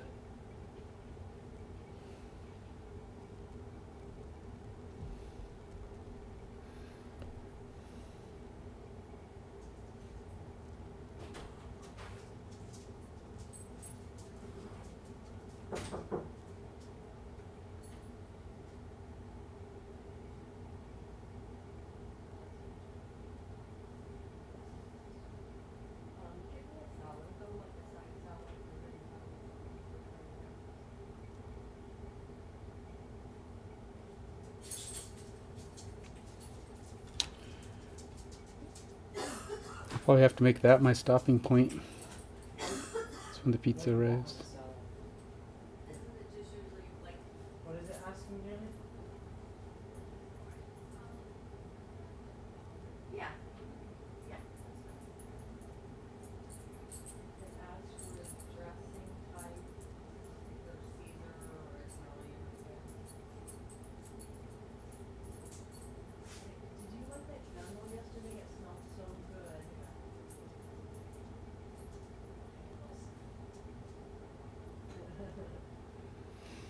Well, at least they are definitely more colorful than they were.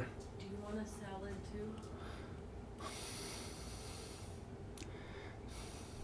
too?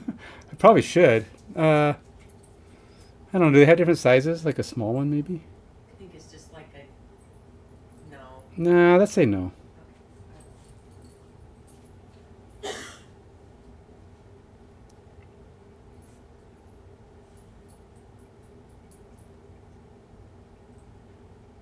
You know, I do like it with the more variety of color. The yellow, and it just makes it look more, I don't know, it has that random cohesion, if you want to. Yeah, it does tend to seem to look, just has a better look than just one color all the way through. And that does seem to make it look more, just more natural. When you have one color, it doesn't look natural. So it's like all white is never really a thing. You rarely see something purely white in nature. There are things that are kind of white or close to it, but purely white, not really all that common.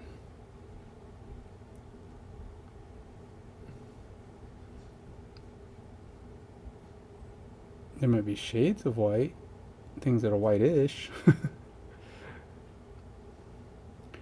But I still got to figure out if the eyes protrude on a crab. If they do, then I painted the wrong thing. The two protrusions that are there are his eyes, and I don't know what those little black holes on his face are, but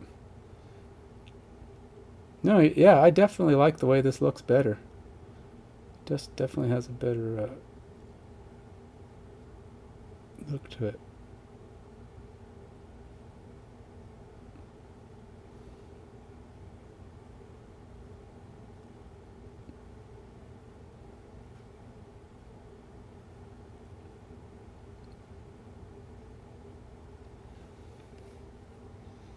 They look more barnacle-y, if that's a word. Yes, it's more like barnacles.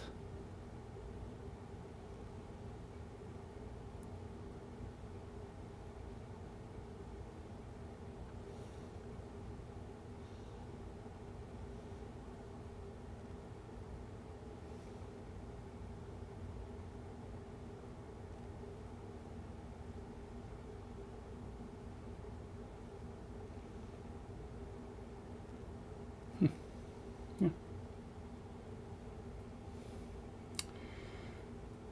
Definitely happy with it. All right, now to look with. I got to determine if I painted the right part of his eyes. Let's go look at a crab. What do I know about crabs? I know nothing about crabs, especially gigantic crabs. Crab image. Just go with a big old crab image.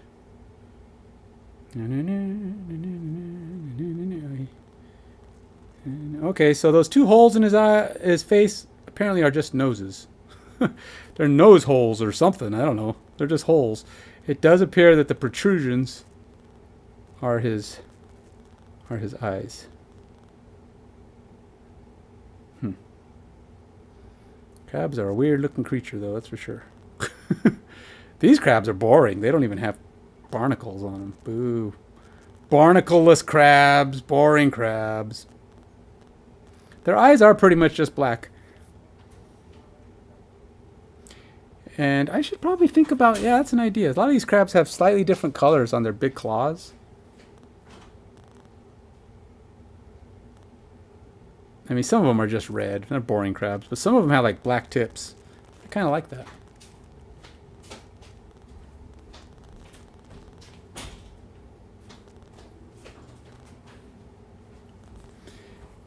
Yeah, but I didn't. Well, I mean, I don't see why not. What are they going to do? Tell you no? You can keep any animal as a pet. But some pets are, illegal, I suppose. But a grocery store one is just whatever. But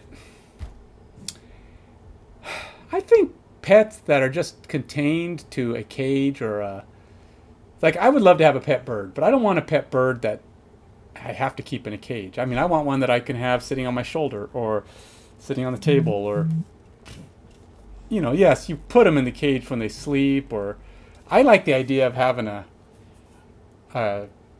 bird that I could let wander around the house. Granted, you're just asking for bird poop on the floor at some point, but like a cockatiel or something like that, where they, they can be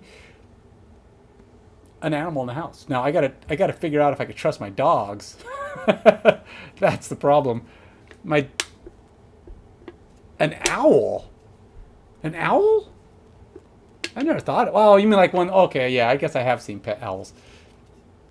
But are those really? I mean, are they good pets? Aren't they noisy? I don't know. I guess I've never really thought about getting a pet owl. I kind of want what do you call it? I think they call them green cheeks. They're kind of like a parrot type bird. It's hard to find a good. I mean, I've been trying to find a good bird that doesn't talk too much. I mean, I don't mind that it talks. I mean, just make random noises like at night, squawking and making noises that are going to be irritating. Need one that can be friendly with other pets, if the other pets are friendly with them. I mean, granted, some are not. You got to be really, you got to really train your pets to understand that this is not dinner or something to chase down or something like that. But like, I don't allow my dogs downstairs. So if I had a pet bird, I'd keep it downstairs. and I'd have to get a crow. Who would get a pet crow? I don't know anybody in the world who would do a pet crow. I've heard of people having a raven, but a crow? Who would want a crow? That's not a. Come on, there's nobody out there who has a pet crow, is there? Why? Why would somebody want a pet crow? Who in their right mind? I mean, I guess it's possible. I just think it's crazy. Crazy talk, man.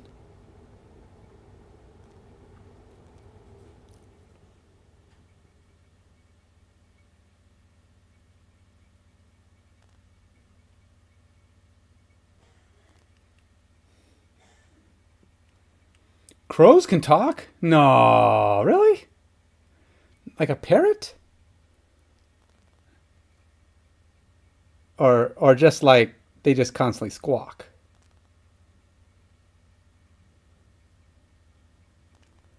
I think it'd be freaky to hear a crow talk. I think, yeah, that'd be kind of creepy. I don't know. I don't know. I think it'd be creepy to hear a crow talk. Something about crows. They just, they're horror movies fodder. I mean, when you see a crow in a horror movie, something bad's going on.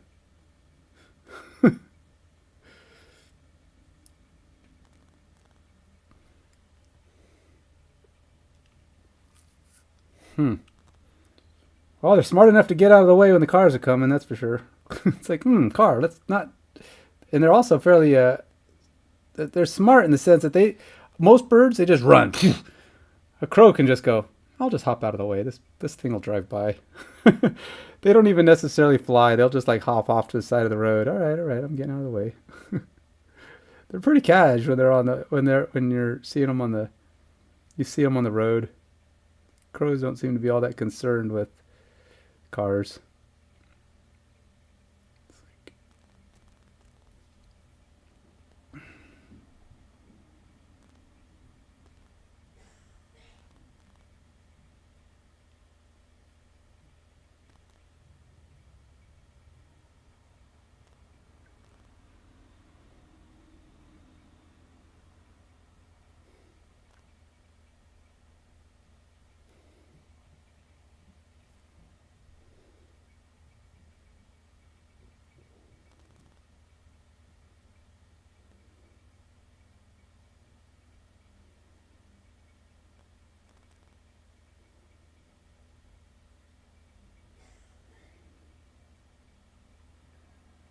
So yeah, they might be pretty smart. I don't know.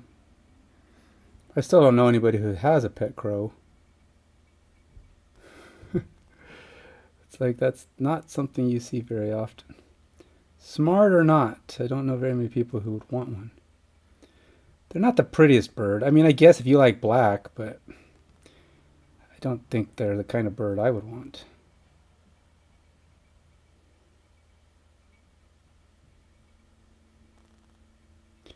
What I like about birds too is they have a long lifespan. Well, not all of them, but if you get a bigger bird, they have decent lifespans. They can live a lot of years. Now, hopefully, they would not outlive me, I'd imagine. I hope. But they could. Some birds can live to be 40, 50 years old, man. Which is pretty impressive.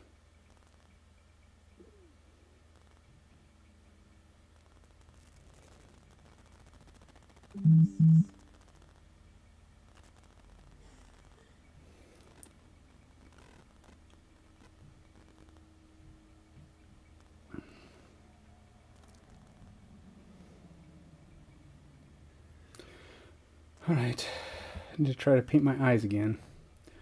I've got to paint the actual eyes this time. Let's try to get some. These things are the actual eyes.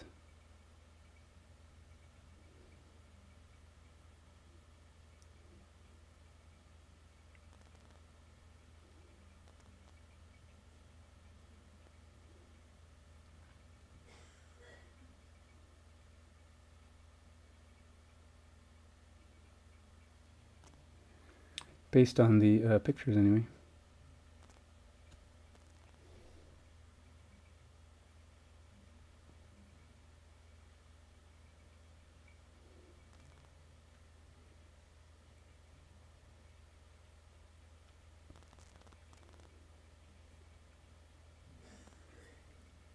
And I already got the name for my bird. I've had a name for my bird. His name's gonna be David. Yep, David the bird. I know everybody's like, that's a boring name. No, it's not. It's a good name. It's a good name for a bird. It's a good name for my bird, and if you don't like it, tough. I don't know why. I actually I want to name him after King David. And why? Because, well, biblically speaking, David was probably about the most,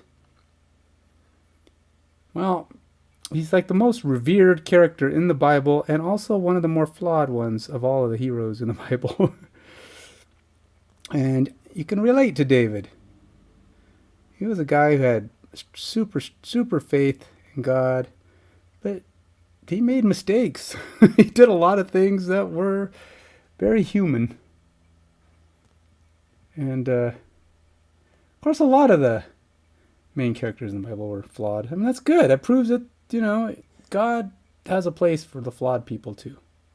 You don't have to be perfect. You just have to have faith and try to try your best. Focus. David made mistakes. David got punished just like anybody else. Any other kid would. Any other parents do, punish their kids. Things go wrong for those people, for him too. And but he was still one of God's chosen. He was, and I just like that. I just like the name. I don't know, for some reason I want to get a bird and name him David. My wife keeps telling me no, though. That's why I can't have a bird yet. It's going to be a thing, because my wife wouldn't take care of the bird, obviously. She'd want me to take care of the bird. But I want to get him a cage, put him down here, and then occasionally get him out, let him just, while I'm painting here, have him sitting on my my shoulder. A pigeon? Just the idea of a pigeon. I don't want pigeon poop. All birds poop. They all probably poop about the same amount, and it all looks the same, but in my head, pigeon poop's worse. And they're gray, yeah, like you said, they're boring. It's like it's a boring pet, boring looking pet. But there are people who keep pet pigeons. They're usually up on the roof of a building. You see in the movies all the time. People got their pigeon coops everywhere. I mean, really, if you live in like New York or something, and you can be on the top of a building, they're free pets. They're free pet birds. You don't have to buy pigeons.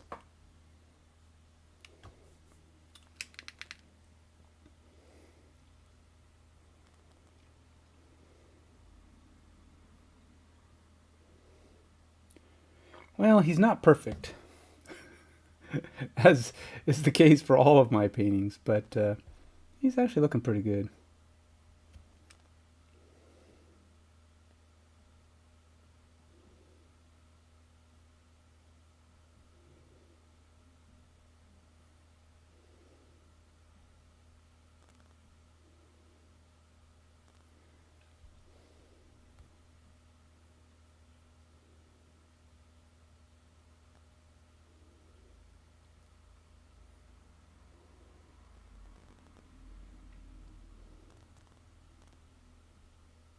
A friend of mine wanted me to go to the Emerald City Comic Con. He hasn't asked me about it since I said I was going to make a decision last time, and I never made a decision. I mean, I did make a decision. I decided not to go because I can't afford it, but I should have told him. And I just haven't told him yet. I mean, he kind of knows, I think. I was pretty wishy-washy to start because I knew we just got too many things going on money-wise. And I know it wouldn't be, because it's like almost $70 for one day, right? I mean, you go for the most busy day, Saturday. And it would be cool, but it would be more than $70 because I would go and I'd spend money there because that's what Comic Con's all about. You go to look at all the cool fan stuff, comic book related or even video game related or game related or whatever it is. That's what you're going for. And they have all kinds of cool stuff, man. And I'm always looking for cool stuff, and I want to buy cool stuff, and then I'd buy cool stuff. So it ended up probably being a $200 trip at minimum for me. I mean, maybe not. I could probably do 150, but with enough discipline. But still.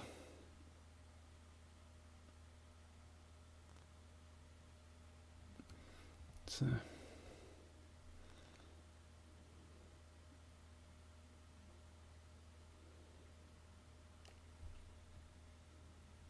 I don't know.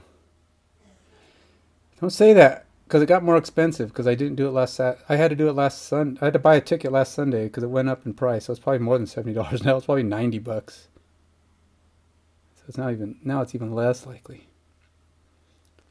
I don't know.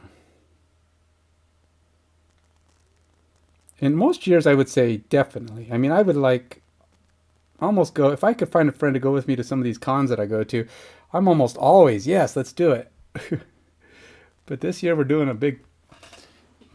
I gotta pay my dad $1,300 for a big family trip we're doing, still coming up, and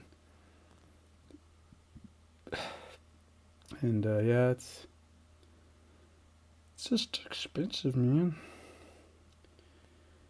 And I just gotta be good, gotta be.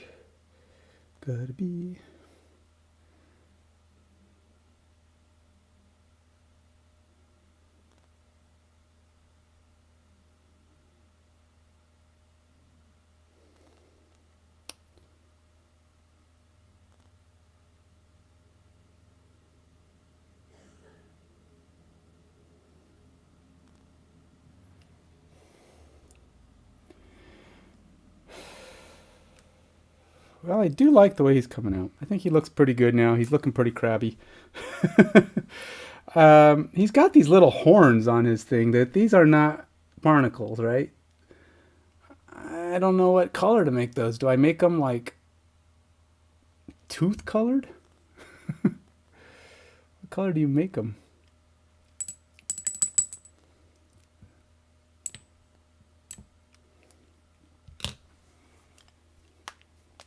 Or did I just leave them red like that? I don't know. Where did I put my black? I was going to grab black. What did I do with it? Oh, that's adamantium black. I can't do adamantium black for that. Corporeal shadow. Some weird looking blues. Some more grays. Whatever the heck that is. German black brown. Nah. That don't feel like the right color. Dark shadow. That's not black because I'm gray. Bronze. There you go. Black green? Where the heck is my black? Must be way up here.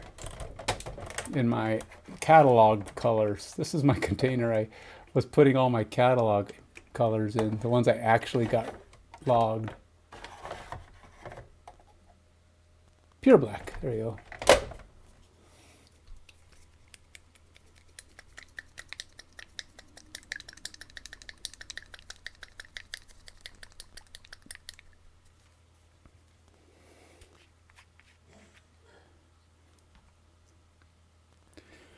One of these days, hopefully, my I know I do nothing to promote. I do nothing to make my stream more popular, other than just try to keep doing stuff. But I don't like make better streams or spend a lot of time improving my stream. As you can see, mine is pretty generic. It doesn't have any cool outlines or cartoon characters bouncing around and have borders on it, and do all this stuff to make it look interesting. and here I am going. But hopefully one of these days I'll have enough followers that I'm actually making a little bit of income so I can pay for all the things I'm doing online.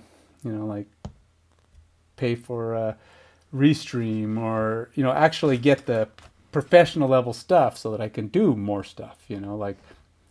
Not have an issue because I don't want to pay a monthly fee for some of the services that are out there because it's not in my budget.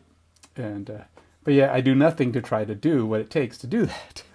It's like the old, it takes money to make money, or in this case, it takes time. It doesn't even take that much. I mean, it's not even about taking money, but time is money, right? If you're spending time on something, you're spending money on it. I mean, it's the equivalent. When they say it takes money to make money, sometimes it just takes time to make money. And if I want to make my stream more popular, I got to spend something. I either have to spend money or I have to spend time. I don't have money and I don't make time. So, but here it is. I'm like, but hey, maybe the money, maybe magically it'll just happen. Money will just appear. And one of the things that I've noticed YouTube doesn't really have, they don't have, like, Twitch lets you put up like on your web page, on your Twitch page, you can put up like your links to your Patreon and your other forms of income possibilities, because obviously Twitch doesn't pay you unless you're popular. Like with YouTube, I'll never make money on YouTube because in order to make money on YouTube, I'm not talking about making money like if I do some other alternate form of money income or income form. You have to have 1,000 followers before you can actually start taking subscribers and stuff. 1,000. I've got 38. Saying that out loud is kind of funny, but so yeah, I'm not expecting anytime soon to be making any money on any of this stuff. And my Twitch page has gained exactly 1 follower in the last 3 months. I've gone from 107 to 108 in the last 3 months. And on my workout one, I think even that's gone from, I think it went from 69 to 79 in about 4 months. So 10 followers. So yeah, there's not... and on that one, the biggest problem with the workout one is it's a pain in the butt. That one's even harder to do fancy, because it just is, because it's a mobile. I do a lot of it mobile.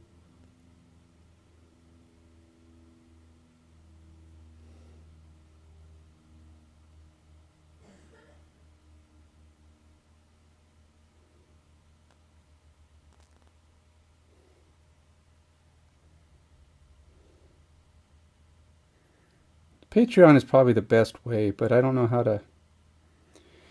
There's no easy way to do it. You know what I hate doing? Another problem of mine is shilling. It's hard enough trying to get my... I talk about my business. That's it. And it can't make any money because I don't have any product. So I'm just trying to get followers enough that I can actually do... make more product. But I don't have the product, so it's not really it's not a money-making option right now. We can't say, check out our stuff, support the website, go buy a product, but because I don't have any product, so I can't say that. I can say support the stream, go check out my Patreon page, but with only 38 followers and no extras following on Twitch, I don't know, I feel like Twitch, like YouTube, like those guys, I agree. It's a pain in the butt to promote to 38 people, which really isn't 38 people, right? So you have 38 followers. You might have 3 that view regularly, and they've already heard all your pitches. You don't have new people all the time. You have to get to that critical mass point where you're always getting new people. And that's probably around 1,000 on YouTube, where you're always getting new people. Or even at a couple hundred, you're probably getting people pretty regularly. I'm not there yet. I am getting new people a lot, though. I will say on YouTube, I'm getting a lot more, but at the pace I'm going, I'll have 1,000 in about 5 years. And a lot of the people who want me to launch my X cases, the Kickstarter, are not going to wait 5 years for them. So when I finally reach the 800 mark, which is the big goal for launching, I'm going to have to reach out to those people and say, hey, we reached our goal for followers. Are you interested still in backing our Kickstarter? Would you be there if we launched our Kickstarter in 3 months? So I'm going to have to do something like that. I have to reach out to my folks and find out if they're going to be there. Because some people, if they followed me 2 years ago, they're like, I don't need any more of those cases, man. I've already found an alternate solution. If that's what it is, then there's no point. I gotta wait till 1,000. But I think once I get enough people going, I get a critical mass state, where you're getting new followers on a regular basis. It'll grow quicker, but it may take a little longer. Me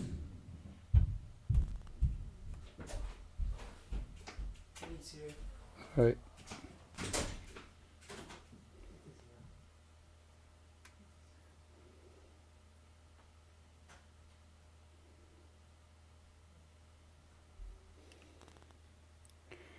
That's better.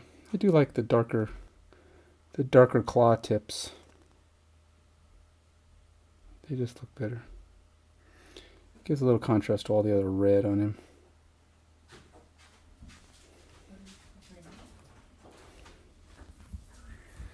Definitely better. Sent me something on YouTube on Discord. So something about YouTube on Discord? Or must be. I'm assuming that's what you mean. I'll take a look at it. I'm gonna go. Is that a bubble? I think I have a bubble in my water thing here.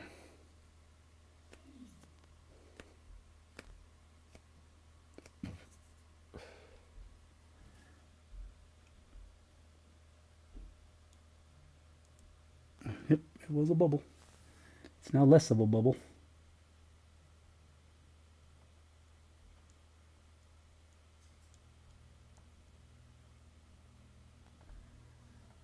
Yeah.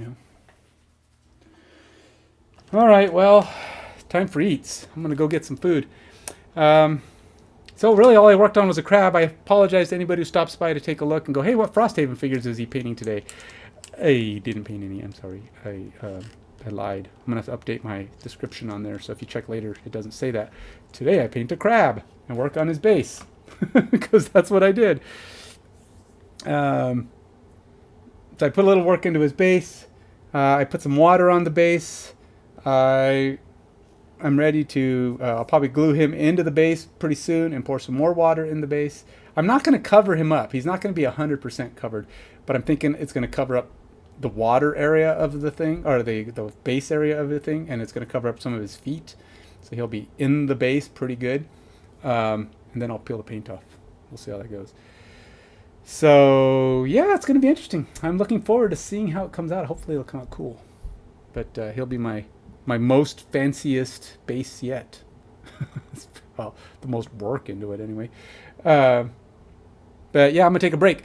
And then maybe later, I say maybe. I always have to say maybe. I always plan things for later. So it's definite in my head, but I have to say maybe because I change my mind a lot. So until next time, or until then, take it easy.